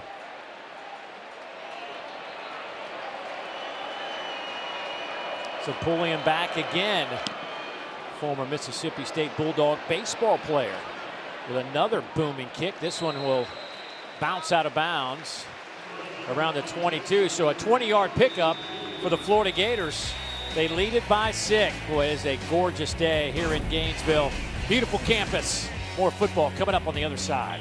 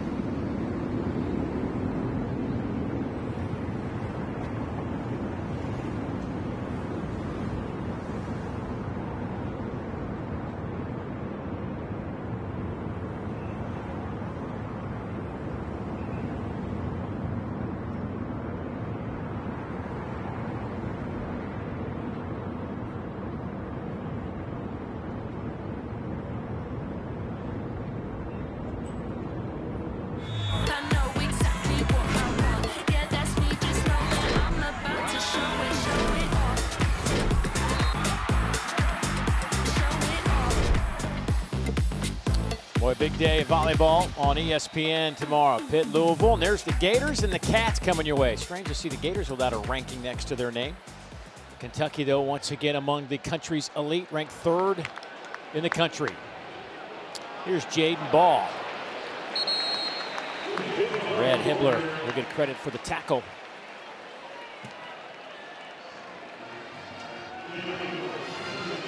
That left side of the offensive line for Florida has really been creating some big holes and opportunity for Jaden Ball to take advantage of. And that's how you stay ahead of the chains on first down. So 2nd and 6.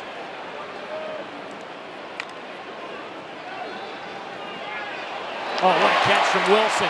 Breaks the tackle to midfield inside Bulldog territory, inside the 45-yard line. First time we've seen him shake free today. Hunter Washington dragging him to the turf, a gain of 23. Great job by Jaden Ball seeing the blitz, and same way for DJ Lagway, getting the ball out quickly to his first read. And then Dallas Wilson, fingertip catch, makes a guy miss as well.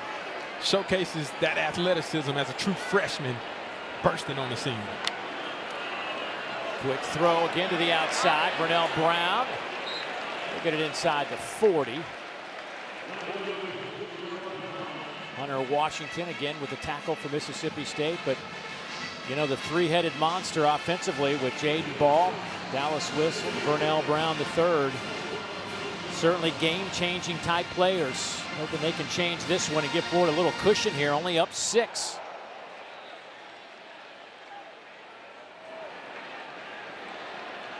Expect pressure by Mississippi State.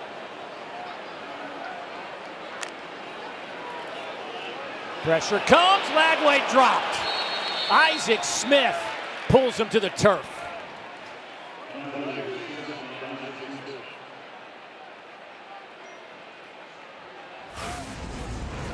You're going to see one-on-one. That offensive lineman doesn't get a chance to get Isaac Smith onto the ground, and Isaac Smith takes advantage and picks up a sack for Mississippi State. First TFL today for this Bulldog defense.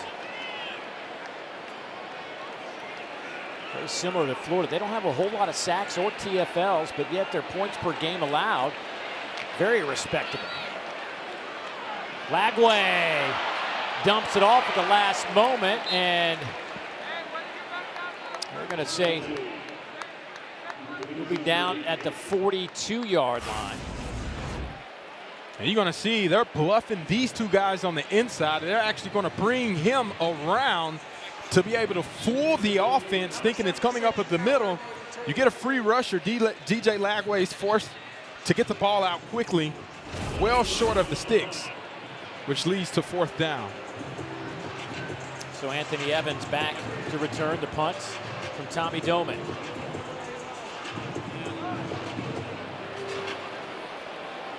High end over end kick, fair catch called for at the 13-yard line, and that is where Mississippi State has it. Bulldog defense trying to keep it in, keep the offense in this game. Blake Shapen and company back on the field, down 6.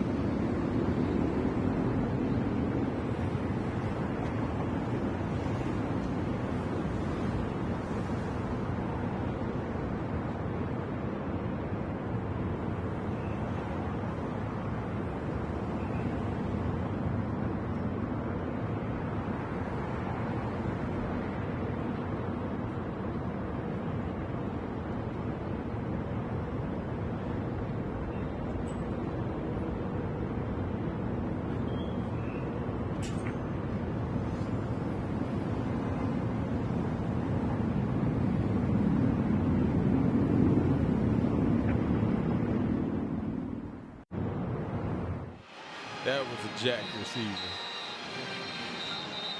I think he's like isn't he like a scratch golfer or something now? Like I see, Really? Yeah, like he's a low handicap dude. Like he plays a ton of golf. Sheesh.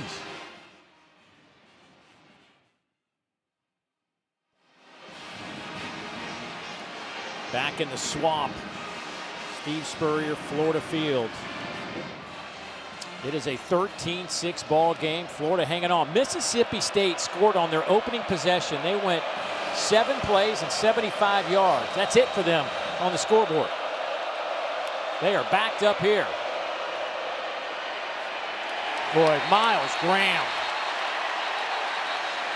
Boy, talking to him yesterday. What a treat, what a joy. Played for his dad in high school and said his dad was tough as nails on him. And I said, did it bother you? And he was like, no. And I said, would you ever say anything? He looked at me like, are you crazy? Said he would have been on the bench if he did. Heck no.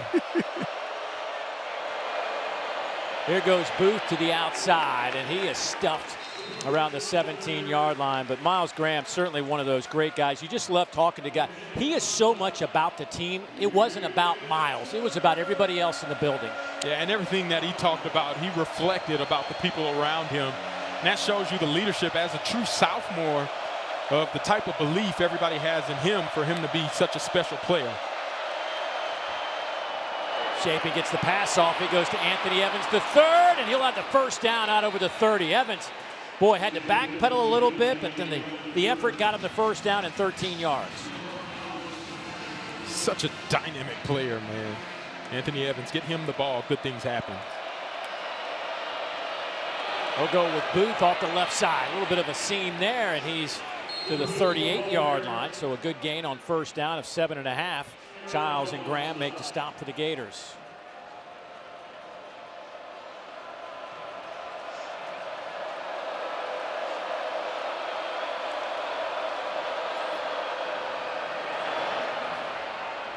Pass is caught. Brennan Thompson.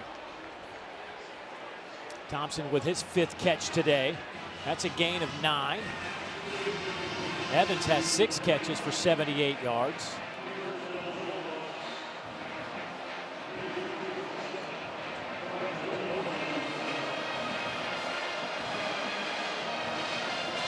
Blake Shapen now 14 out of 20. 190 yards.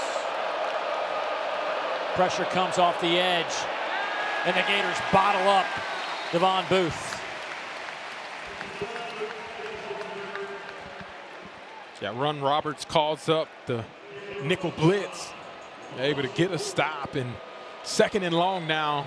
You expect Blake Shapen to get the ball out of his hands quickly, maybe on a quick wide receiver screen or running back screen to try to get some of that yardage that they just lost and put him more in a 3rd and manageable situation.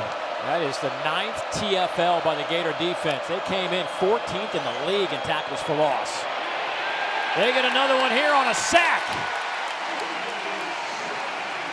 Kofi Asara with the sack for the Florida Gators. A loss of 7. Back-to-back losses for this Mississippi State offense.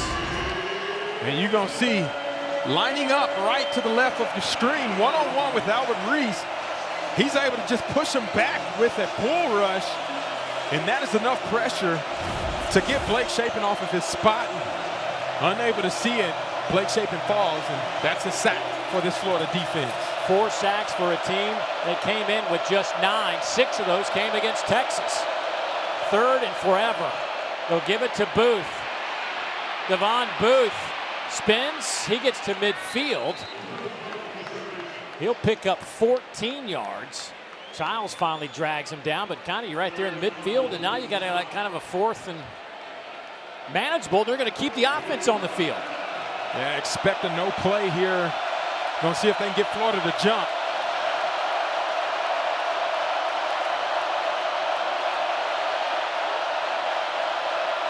Well, they did get the Gators to move, but nobody on Mississippi State moved. There's the snap. It's going to be a little pooch punt. Shapen. Oh, it takes a Mississippi State bounce. This is going to work out perfectly for the Bulldogs. down at the 7-yard line. That'll go as a 43-yard punt by Chapin.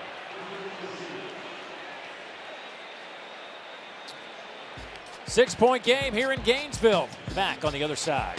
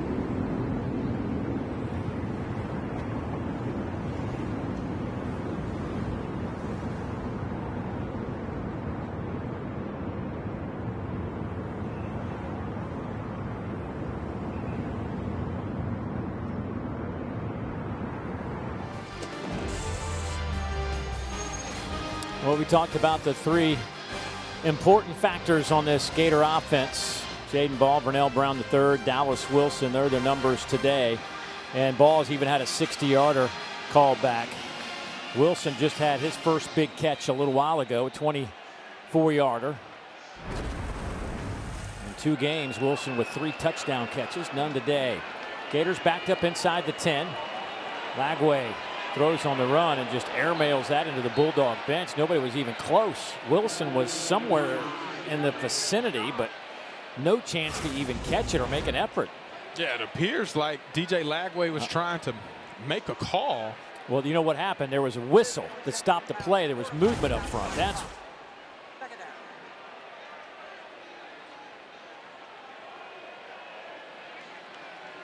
so Dallas Wilson was on that sideline where the flag was thrown, so he saw it and didn't run his route.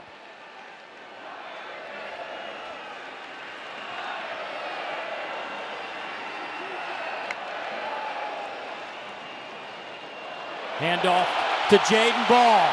Oh, he came close to picking up an extra 10, 15 yards. Manning, though, hanging on for dear life, drags him down. Yeah, the patience by Jaden Ball. And you got duo here where you got double teams across the board and then just let Jaden Ball find open space. That's what he's really good at, showcases that ability to be able to break through the line of scrimmage. Ball with a new career high rushing, 13 carries, 112 yards. His third 100-yard game this season, 4th of his career. His previous high was 107 against Texas a few weeks back. Did that on 27 carries. Oh, he's got a bunch more now. He's out over the 30 to the 32. Ron Manning making another tackle. but that's a gain of 12 for Ball. Yeah, and that's your workhorse right there. That man is blinking impact player. If you played NCAA back in the day, feed that man the rock and let him keep doing what he's been doing all day long.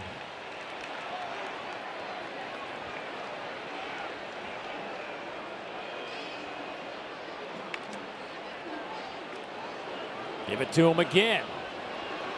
Boy, he picks up 5.5, 6 yards on that carry. He'll take a break right now. Remember, they're down 2 talented backs, Duke Clark, Jacoby Jackson. So really it's been Jaden Ball today, and KD Daniels has a touch of work. We're talking to coaches about this, Billy Napier and Russ Callaway, the OC, about how do you pace Jaden Ball. And they're like, hey man, there's no pacing when it comes to Jaden Ball. Just give it to him when you need to. KD Daniels in the backfield. They'll fake it to him. Lagway steps up in that pocket, fires incomplete. Boy, they were trying to hit Vernell Brown the third. He bounces off a couple of Bulldog defenders. One of those on the back end, Hunter Washington, a little wobbly. He's going to head to that sideline. And that's DJ Lagway again, forcing this window that's not there. Hunter Washington does a great job of dropping into his zone and then following the eyes of Lagway. And that can lead to bad, disastrous things happening for the Florida offense.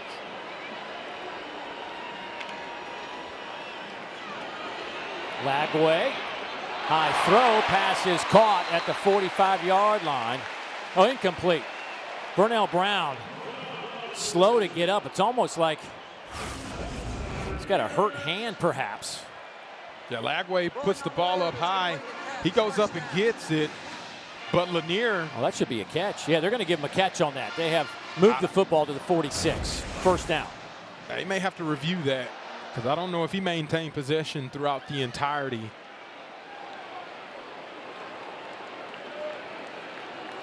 Here goes Tank Hawkins in motion, number 10 for the Gators. Quick slant, pass caught. J. Michael Sturdivant to the 35. Diego Brumfield hanging on. Yeah, in the run game, how effective they've been able to utilize it sets up that one-on-one opportunity for DJ Lagway to find that bang 8 post route, and J. Mike Sturdivant makes the most of that catch.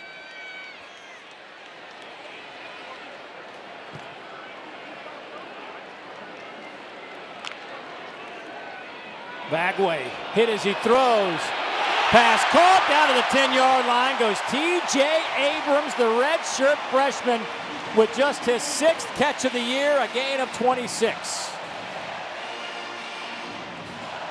DJ Lagway is now throwing in rhythm, able to get one-on-one coverage. He sees it from the jump, so he goes to his opportunity of saying, all right, I got to get the ball out quickly. Let me make sure I get a good, accurate pass, and those are a couple of the pass types of plays that we saw last week against A&M. First down and goal for Florida. Ball sits at the 9-yard line. KD Daniels in the game at running back. Play clock. The end of the quarter. Both winding down, and that'll do it for the third period. We started the third quarter at 13-7. We'll start the fourth at 13-7. Gators, though, knocking on the door. Back in a moment.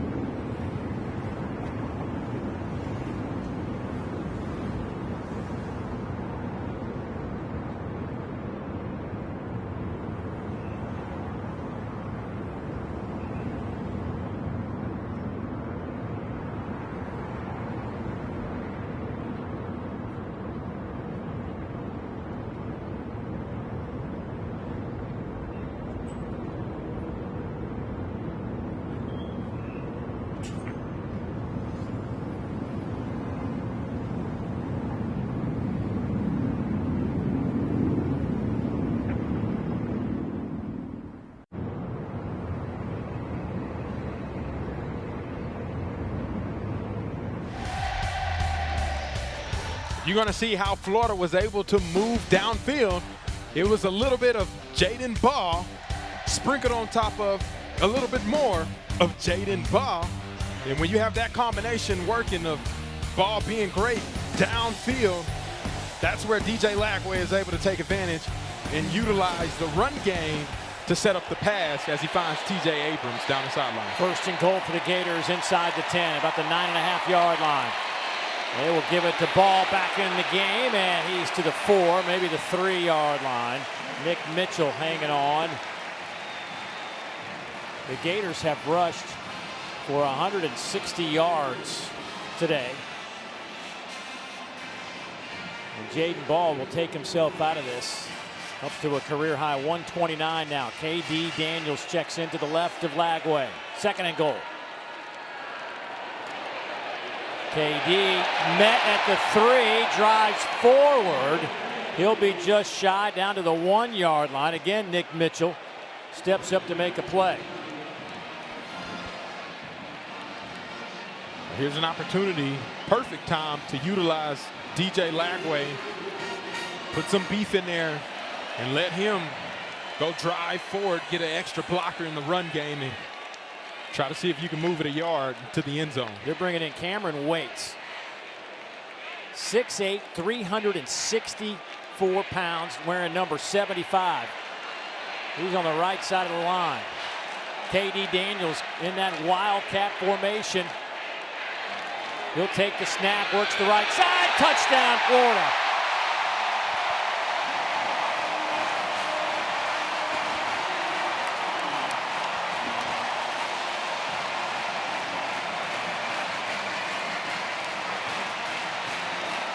Yeah, well, Dave, you got a guy that's 364 pounds lined up in front of you. It's probably a good idea to follow him. That's exactly what K.D. Daniels does. He follows what Cameron Waits is able to do, getting guys thrown out of the way, finish with your man in the end zone. That's what Cameron Waits was able to do, and K.D. Daniels followed for the touchdown. Gators going for 2. Let's go for Dos, brought to you by Dos Equis. Jaden Ball back in the game. He'll split out wide. There's a flag down.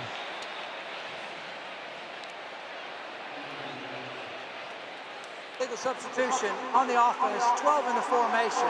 It's a 5-yard penalty. It is first down. There is 12 out on the field. I just counted them. Now we'll go for Uno. Dos Equis is off the table. It's Uno Dequis, I guess. Have you ever had a Uno's Dequis? No, I have not. Maybe it's only half as right. good. Well, it might be time. It might be time for a Uno Dequis. So the point after by Trey Smack. They will spot the football around the 16-yard line. So a 26-yard point after attempt for Trey Smack.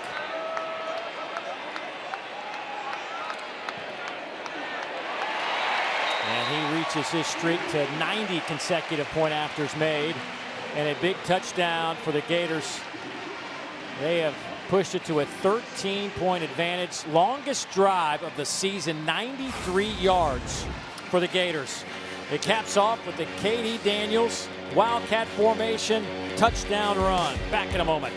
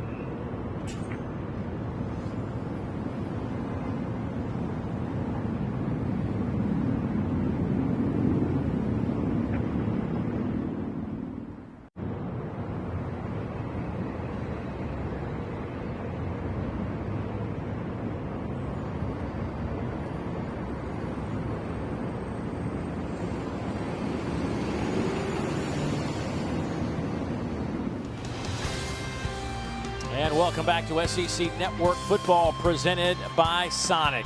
Gator Band entertaining the crowd after that last 11 play. 93-yard drive by the Gators, making this a 20-7 ball game. 13:41 to go here in the fourth quarter. Kick will sail through the back of the end zone, out to the 25. Time to get an update. Dory, break it down for me, my friend.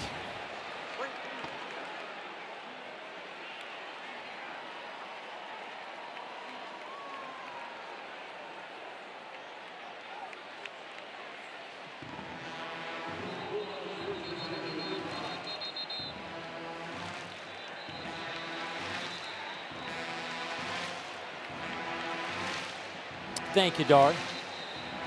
This day started with Vanderbilt taking down LSU. Had a great one going on in Athens. By the way, that kick went out of bounds, so it's spotted at the 35. Xavier Gayton coming near side. That'll be a gain of 12. This Mississippi State offense has 276 yards of offense. They came in averaging 395, but they're putting up a bunch of points, 33.7 points per game. Shapen, hit, hammered as he throws, down the middle, caught inside the 5, down to the 7 goes Brennan Thompson, who has gotten behind the Gator defenders a few times today and picks up 46 yards. Yeah, Blake Shapen stands in the pocket expecting to be hit. Oh, finds Brennan Thompson. And man, that shot was worth it to be able to get downfield, but he took a hit on that last play. Handoff goes to Xavier Gayton, gets a few yards. That's the second game this season that Shapen has had 3 passes or more go for 40+ yards. Also did it against Arizona State. Of course, the last of that was a 58-yarder, a touchdown to Brennan Thompson that won the game.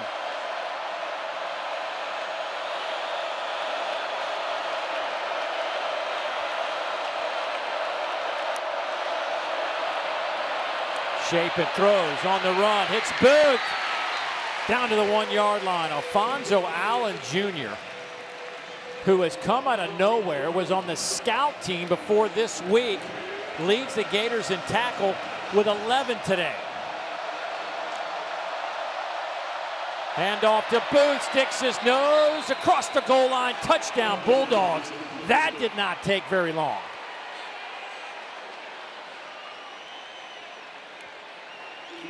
And that's what tempo offense does to you.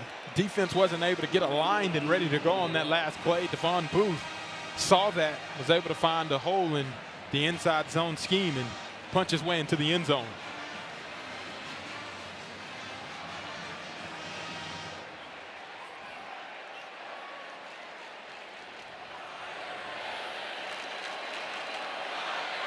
Kyle Ferry to attempt this point after. He hammers this one home. So a 20-14 game. The Bulldogs with their first touchdown since their opening drive. Yeah, it was all set up by play action. Blake Shapen able to deliver a dime down the field to Brennan Thompson, fastest guy in the country, and Devon Booth caps it off with a touchdown for the Bulldogs.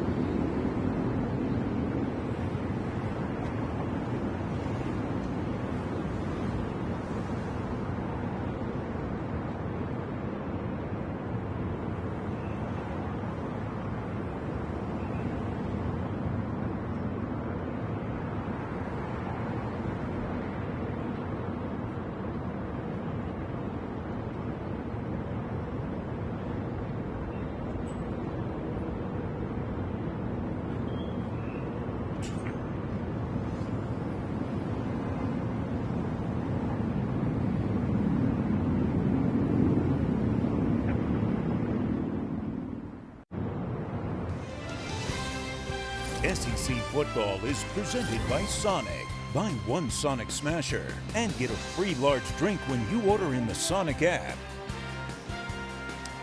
That is Lauren Hager, one of the greatest Florida Gator softball players in history, inducted into the UF Athletic Hall of Fame this weekend on homecoming. 2015 SEC Pitcher of the Year, led the Gators to consecutive national titles.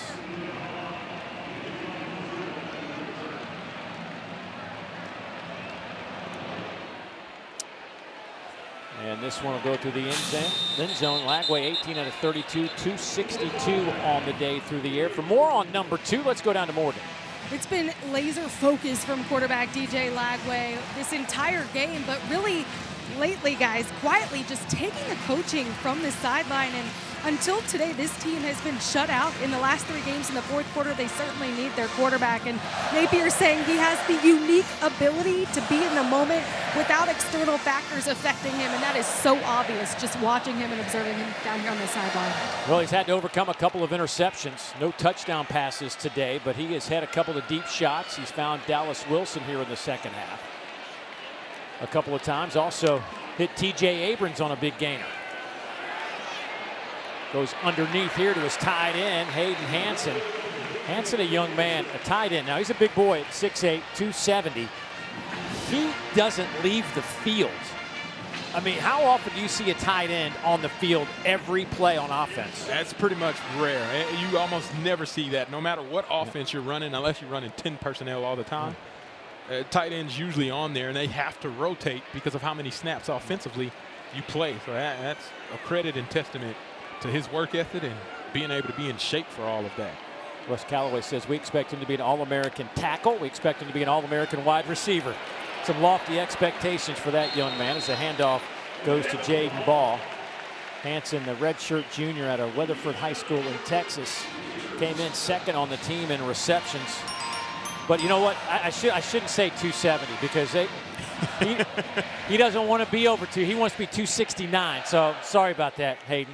269, 6'8", 269. That's the real reason why he stays in on every snap. Right, keep his weight down. 4-man rush by the Bulldogs. That pass was behind Amir Jackson. There is a flag back at the 36, away from where the pass was intended. It looked like Hayden Hansen got decked back there. He was a little slow to get up. He points to the sideline, says, I'm okay. Foul, blindside block, defense, number 7. 15-yard penalty, results in a first down. Boy, a huge mistake by Zachary Tillman.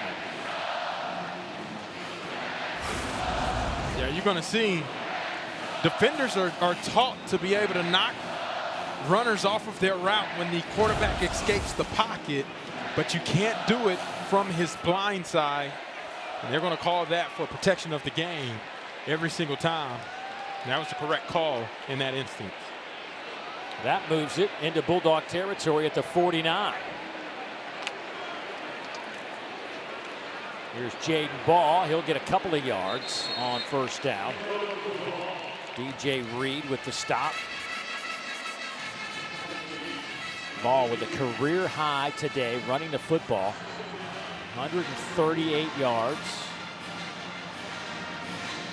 Has a touchdown, averaging over 7.5 yards a carry. Keep feeding the beast. Yes. Of course, carried it 27 times against the Longhorns. So he's got a few left in the tank.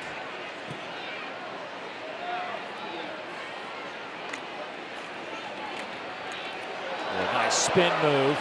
Well, the Bulldogs had him wrapped up. Nick Mitchell was right there, and then he wasn't. That's the best way to put it. It's hard bringing him down, right? It's like wrestling of actual physical alligator, right? I don't know if you've ever wrestled one before live, Dave, but they are made of full muscle. And whenever you try to bring them down, they start squirming all over the place. That's what that spin move there, the gator roll, I might say, by Jaden Ball being able to escape those tackles. I like that, the Jaden Ball gator roll.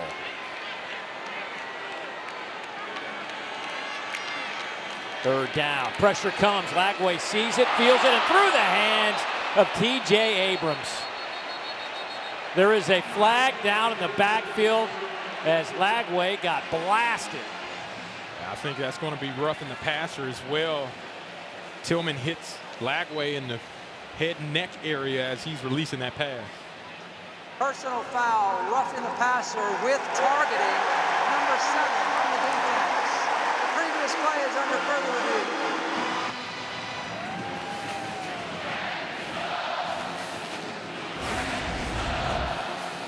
And this again, launching with the head, making contact with Lagway's head as a defenseless player in the head and neck area. That's why targeting is in place when he launches and the crown of the helmet hits there. That's going to get called every single time, and that's the second penalty on this drive, second personal foul by Tillman to lead to first downs for this Florida offense.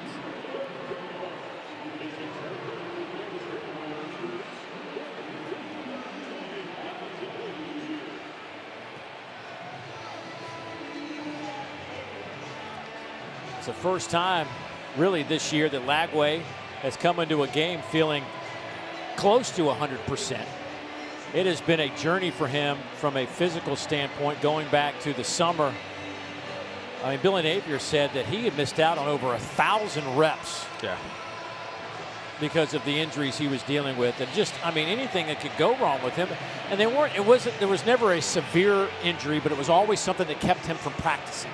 Yeah, and the fact that it wasn't severe is probably best case scenario in those instances. Yeah. If you have to go through it, that is the guy that can withstand and handle that pressure.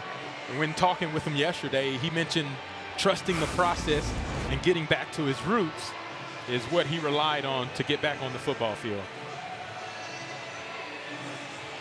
I mean, this is taking a while, and he's got a bloody lip. Looks like he's got a little bloody lip.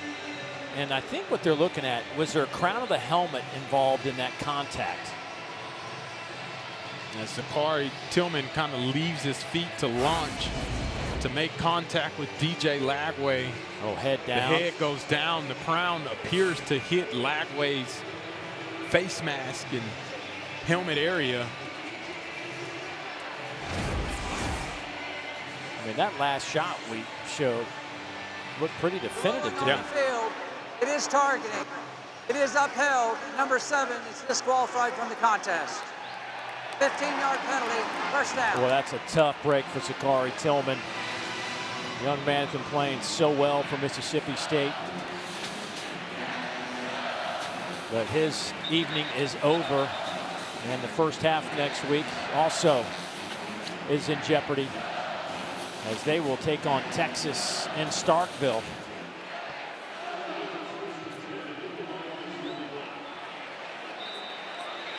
That moves it all the way down to the 31-yard line.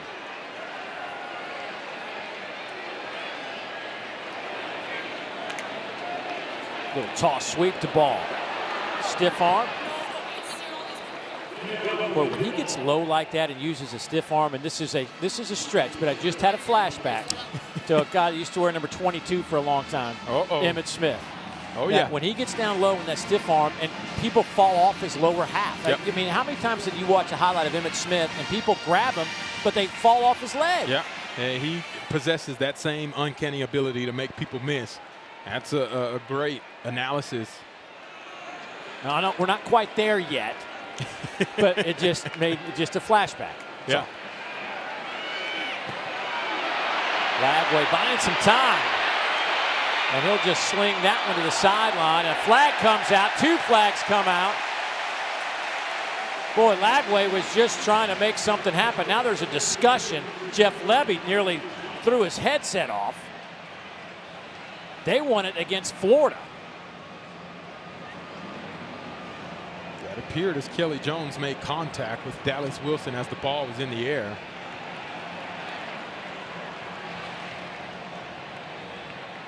But they both were fighting with each other.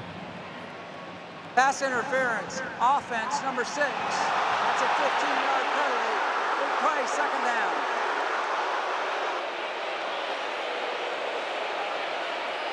Boy, the redshirt sophomore out of Clarksdale, Mississippi's had a great season. He has been battling over there with that guy right there, Dallas Wilson, for most of this game. And that time, Wilson in violation. Yeah, take a look.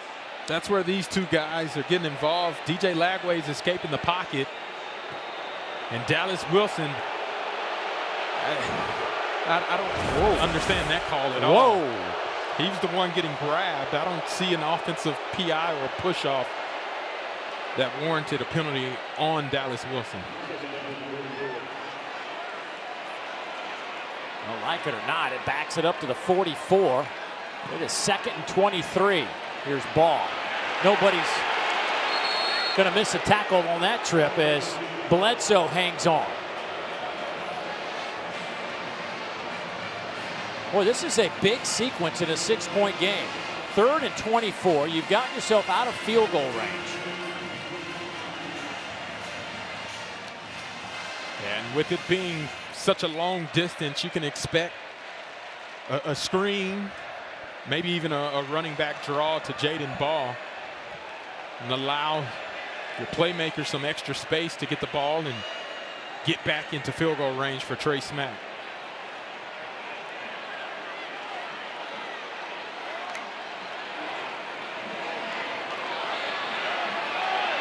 Underneath throw, pass is caught by Ball. Bounces off a couple of defenders, but falls forward to the 35. So it maybe gives you a shot. Trey Smack's long, career long, 56 in the opener, and they're going to run him out here. This will be about a 52-yarder.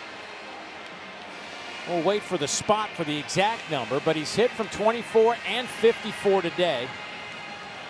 And it'll be a 53-yard attempt.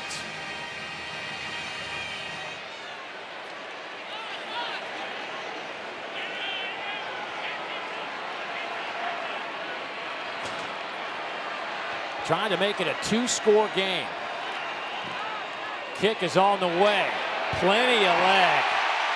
He's got it. Trey Smack bailing out the Gators with 2 50-plus yard field goals tonight. Pushing it out to a 9-point advantage with 6:49 to go. Trey Smack. He lets it fly, 53-yarder, and it's good, and you see the reaction. Napier relieved as his team goes up about 2 scores.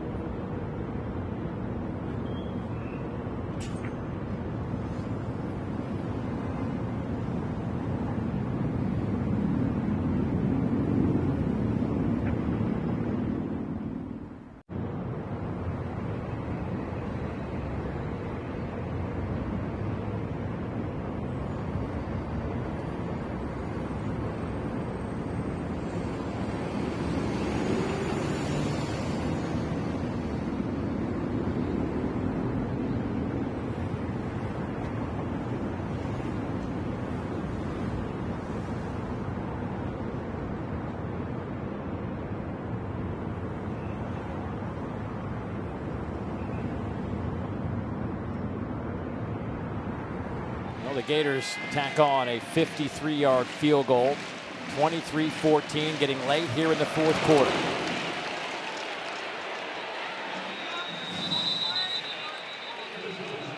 Of course, now in college football, these staffs can use iPads and break down plays immediately, so you better not be lying when you're walking off the field these days. You got the immediate fact check by the iPad. It's a gift and a curse for coaches and players, being able to analyze what happened and use the video. It's priceless and an intangible that I wish I could have utilized whenever I was playing. Or the Bulldogs offensively on that last drive, 65 yards in 5 plays. Their first drive went 8 plays, 75 yards. Have had a hard time sustaining offense in between. Shapen. Deep slant pass caught. Anthony Evans, another catch for Anthony. He has been big time today. That one picks up 21 yards. 7 catches now for Mr. Evans.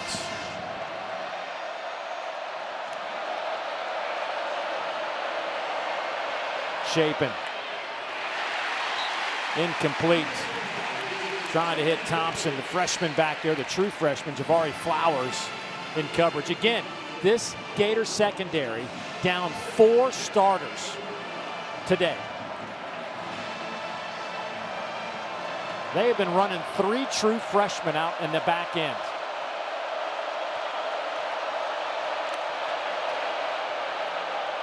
Inside handoff goes to Booth.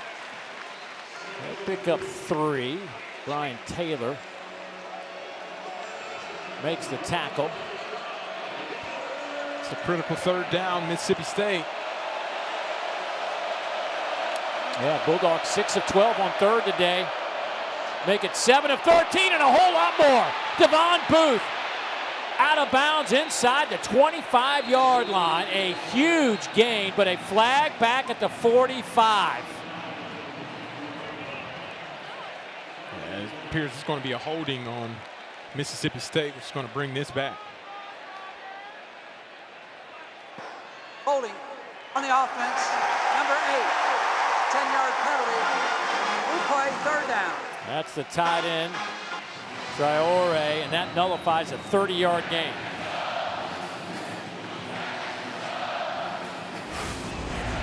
You're going to see him work his way up to the second level.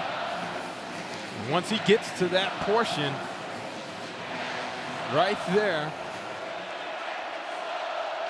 as the defender's trying to work his way out of the block, just grabs the jersey and it gets called. And negates a first down for Mississippi State. Third down and 9. Quick out. Nowhere to go. Anthony Evans made the catch. 2 Gators right on top of him, led by Jabari Flowers. That'll be a loss of 6. And now you're down 2 scores and the clock moving toward 5 minutes. Jeff Levy going to roll the dice, keep his offense out there.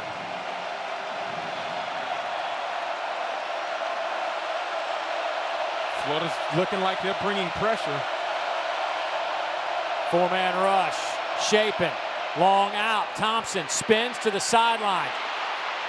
He'll have the first down at the 44-yard line. He made it by a half a yard. Wow. What a play by Blake Shapen and individual effort by Brennan Thompson. Gayton stays in the game at running back. The flag is down, and Mississippi State with a false start. Just got set before the snap, 5-yard penalty. It is first down. You're going to see Florida looks like they're pressuring. They ended up dropping and only rushing 4. One-on-one opportunity for Brennan Thompson. Shakes off a tackler. Gets the line to gain just by the hair of his chin. And a much-needed first down for this Mississippi State Bulldog offense. Again, chasing the sticks, 1st and 15. Blake Shapen, 17 of 24, 260. First time in 4 games he's thrown for over 200 yards.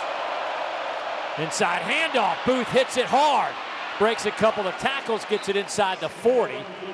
A second down and manageable coming up. Alfonso Allen Jr. with the tackle on the back end.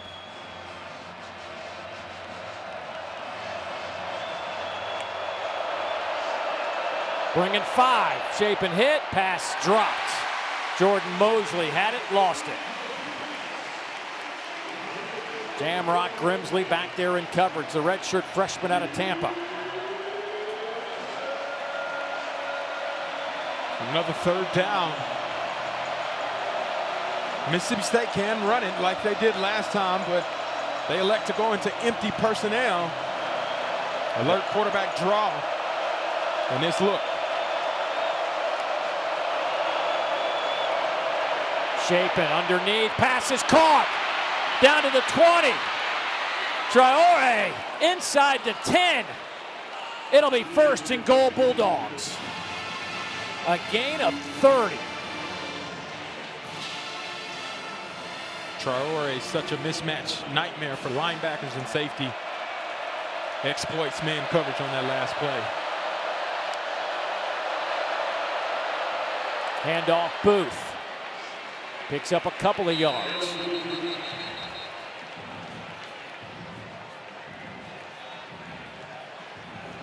Boy, a helmet comes off of Jacoby Jackson, so he immediately leaves the field.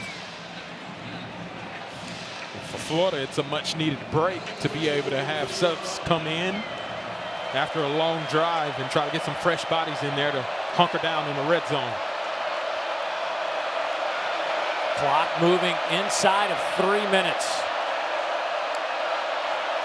Shapen looking to throw to the end zone. Pass is caught. Touchdown. They're going to give him 6.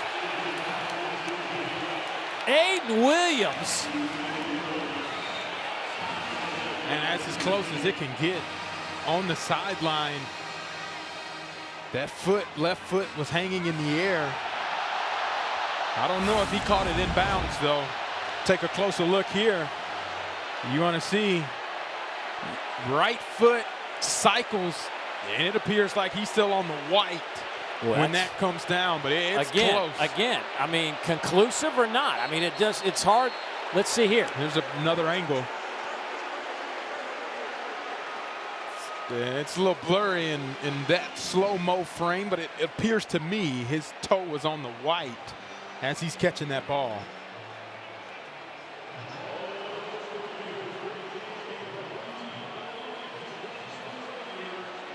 Here's an even better look. Yeah, that toe's on the white. I think this is going to be called back and overturned after the review. I mean, you're talking about centimeters. Yeah. Game of inches. The cliche term that they always say, and that's the difference. If the defender doesn't push, I don't even know if that was inches. Williams, right, it wasn't. But if the defender doesn't push Aiden Williams, he probably catches that inbounds easily. But with the push, it forces him further than where he wants to go.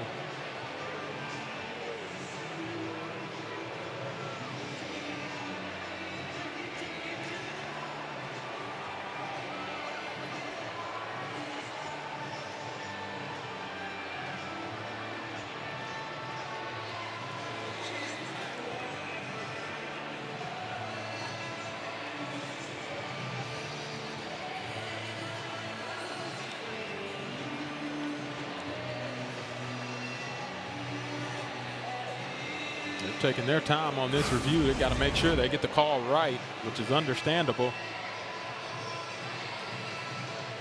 And that is as close as you can make it. That right foot coming down right between the orange and the white. That's the difference in a touchdown and an incomplete pass.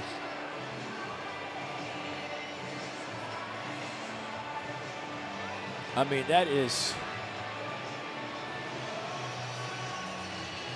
that's about as close as you can get it.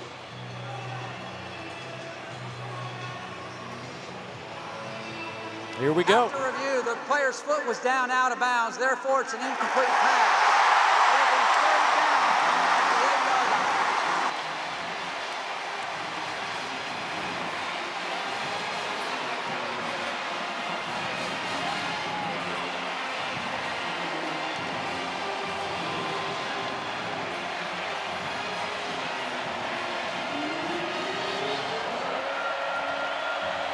Here we go. You get this close in the red zone. Expect man-to-man coverage across the board.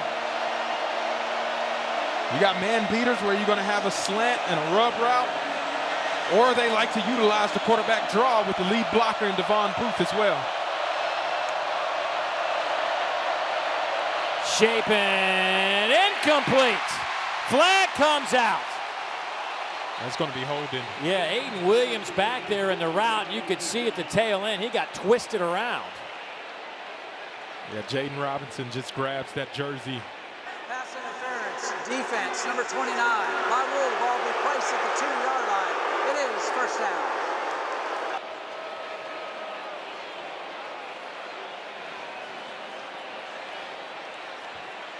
It's going to move the ball to the 2-yard line. You're going to take a look here. Right at the top, grabs onto the jersey of Aiden Williams. Restricts his movement as the ball is in the air. First and goal. Shapen flushed out of the pocket, being chased. Got rid of it, I think more so than anything, just so he wouldn't take a sack. Bryce Thornton back there in the end zone, defensively for Florida. Boy, one thing about this drive is it's chewing up some of the clock. Yes. Now, Bulldogs do have 3 timeouts and the 2-minute timeout to deal with. Ultimate thing for Mississippi State is they got to find a way into the end zone first before they can start thinking about other strategy of what they want to do next.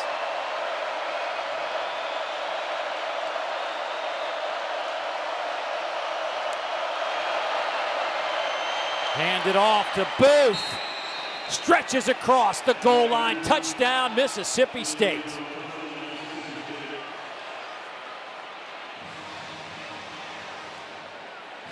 Following the block of big left tackle Albert Reese. He's able to force his way in and maybe close. Is his knee down before the ball crosses? It appears he's probably crossed the plane. It's very close again. We're talking about centimeters and inches. It's very close. Here's the pylon cam as the knee goes down. That ball is crossed. So that should be upheld for a touchdown after review.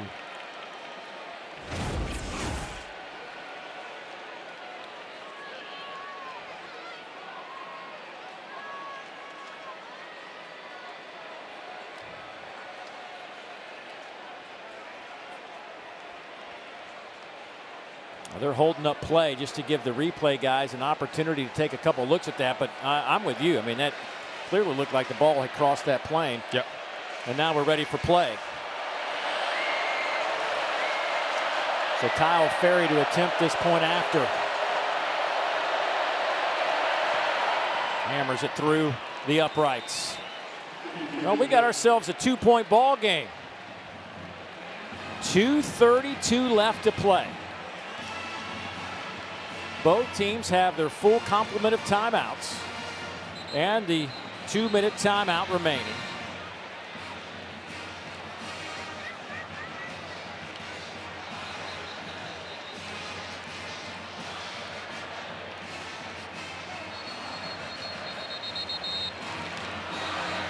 Boy, since we started this game, the Gators have been just fighting these injuries. For more on that, Morgan, what's going on down there?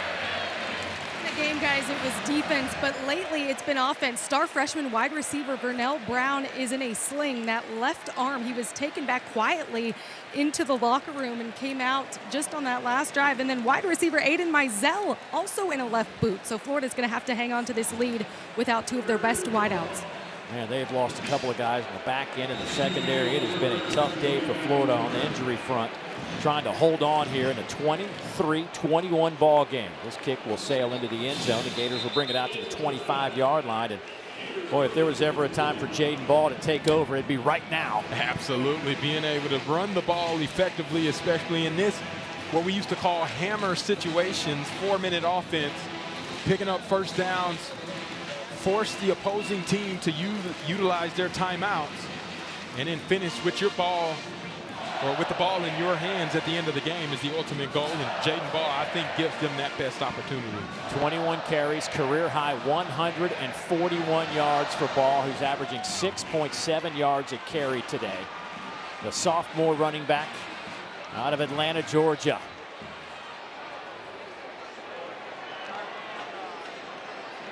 Handoff left side the ball. He'll get it to close to the 30-yard line. They'll spot him back at the 29.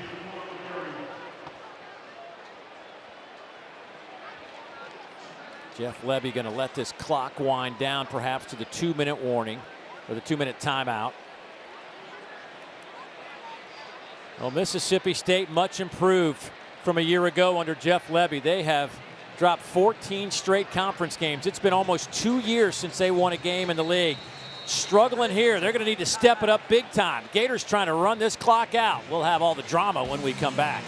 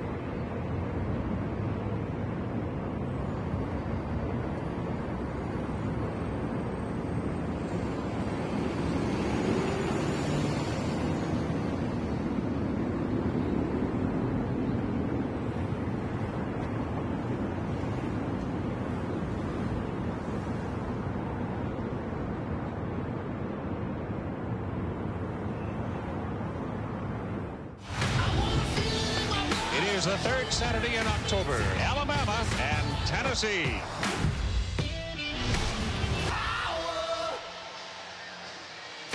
Well, that one will be starting any minute. Hopefully you'll stay with us and then switch it over to watch the Vols and the Tide. You look at our Capital One college football rankings. Ohio State just demolished Wisconsin. But the big news today is Ole Miss falling, had a lead in Athens, couldn't hold on. They lose 43-35.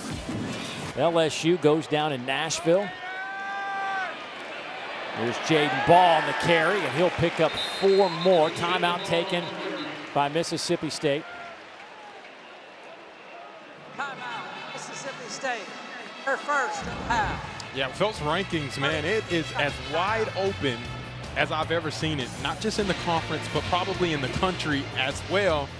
I mean, Miami and Louisville last night came down to the wire. Louisville forcing those turnovers. But how about Diego Pavia, all right, being able to showcase what he's made of. Vanderbilt being a favorite against LSU, coming away with the dub. That's a big-time victory for that Vanderbilt program in Clark Lee. Well, this is a huge third down coming up. Third down and a yard and a half maybe. Can this Bulldog defense come up with one more stop? Well, you better believe they're going to send the house on this play. If you're going to utilize any type of play action, it has to be a safe pass. Otherwise, give it to your bell cow and let them go pick up a yard for you. Ball stands to the right of Lagway. They're going to throw for it. Lagway, drop back at the 27-yard line by Brylan Lanier.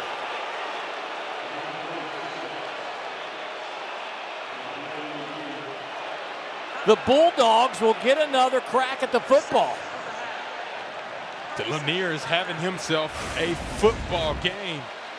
You get man-to-man, bringing the house. Everybody is covered downfield.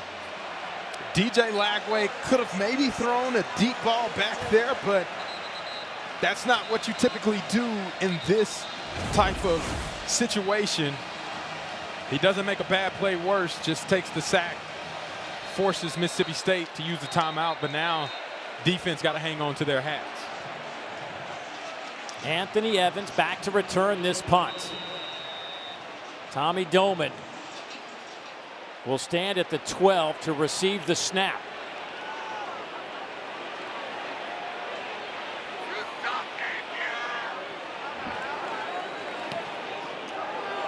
High kick.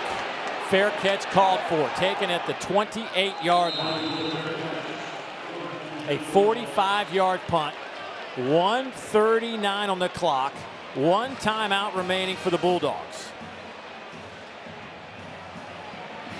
Yeah, and all they need is a field goal, getting that extra point the last time they scored. A big critical kick that needed to have happen.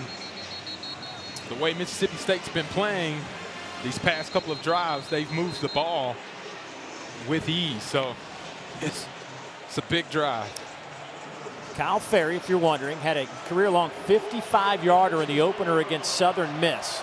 So if you look at this from a where do you need to get to, you can get it inside the 45 and have a decent shot at it for Ferry. Big hole for Chapin. Out to the 45-yard line. Clock will stop for a moment. Gain of 17. That's the sneaky athleticism of Blake Chapin. Quarterback draw. It's not accounted for. Gators bringing 5. Chapin buying some extra time.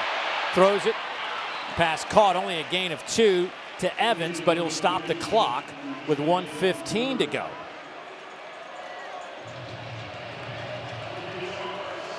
Evans now with 9 catches.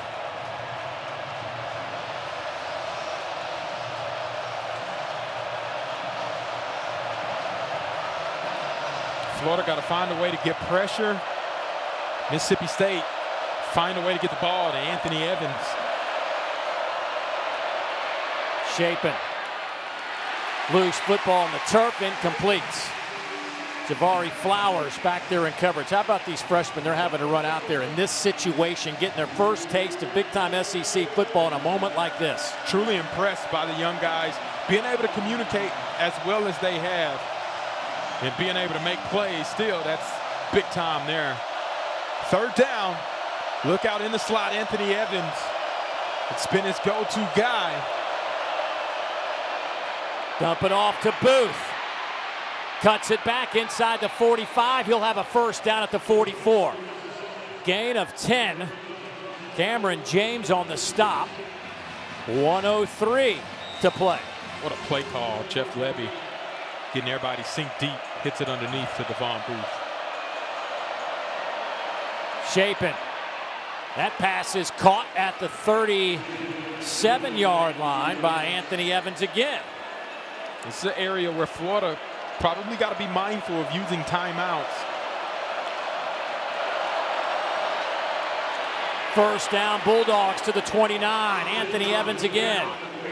Boy, he and Thompson have put on a show today. There is Kyle Ferry waiting for his opportunity. An injured player is Anthony Evans. And that'll stop the clock for a moment. Bulldogs with 1 timeout left. I did not see the tail end of that play and what happened to Evans. Evans with 11 catches, 99 yards. You see the catch. Look at this violent collision by Allen. Going in there, he dislodges the ball. Somehow Anthony Evans is able to still come away with possession. That was a physical hit by Alfonso Allen. Actually give Evans 107 yards receiving on 11 catches. He's been targeted 11 times tonight and has caught everyone that's come his way. He's been the go-to guy for Blake Shapen, whether it's been a deep ball, intermediate, or even short. That's what they need to do, is continue to find the production from a guy like Anthony Evans. Seydou Traoré had a big gain on that last drive, one-on-one matchup with him through the middle of the field. That might be where Blake Shapen is able to utilize his athleticism in one-on-one matchups. They try to get an opportunity to get downfield and make it a closer field goal attempt. Blake Shapen, 24-35 for 324. Remember, it had been 4 straight games since he had thrown for more than 175 yards. Yep. His career high is 345 yards against Oklahoma State when he was over at Baylor.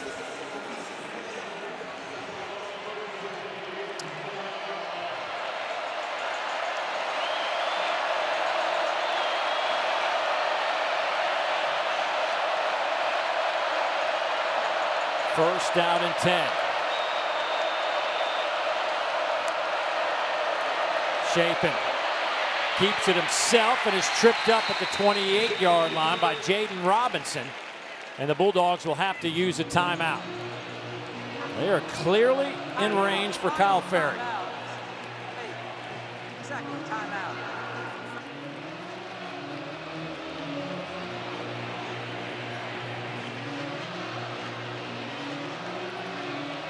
Yeah, the strategy here, second down for Mississippi State. No timeouts. They have to be smart. If you're going to run the ball, you got to be able to run it and then clock it, or you got to be able to get out of bounds on the throw, so you don't end up with an opportunity where the clock runs out before you get an attempt to be able to kick the ball for a field goal. The junior with an opportunity perhaps to win this one for the Bulldogs on the road and snap this long SEC losing streak.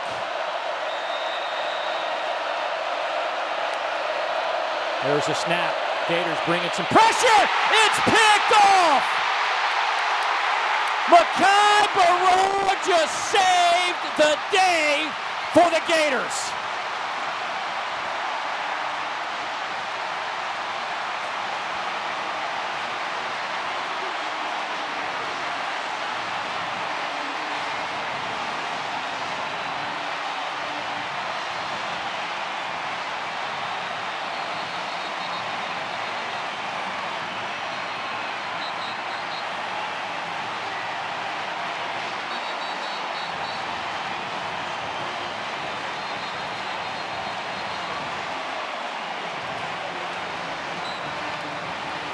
Oh my goodness.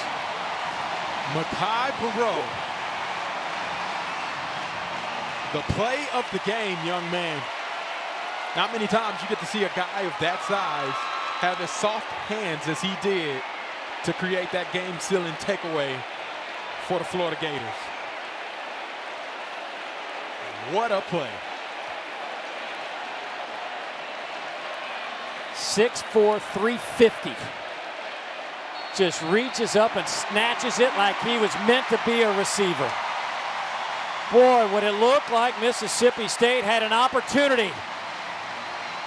The Gator defense comes up big. You can see the reaction from DJ Lagway. Take a deep breath. Boy, Jeff Lebby losing overtime to Tennessee at home. An opportunity here. Oh my goodness.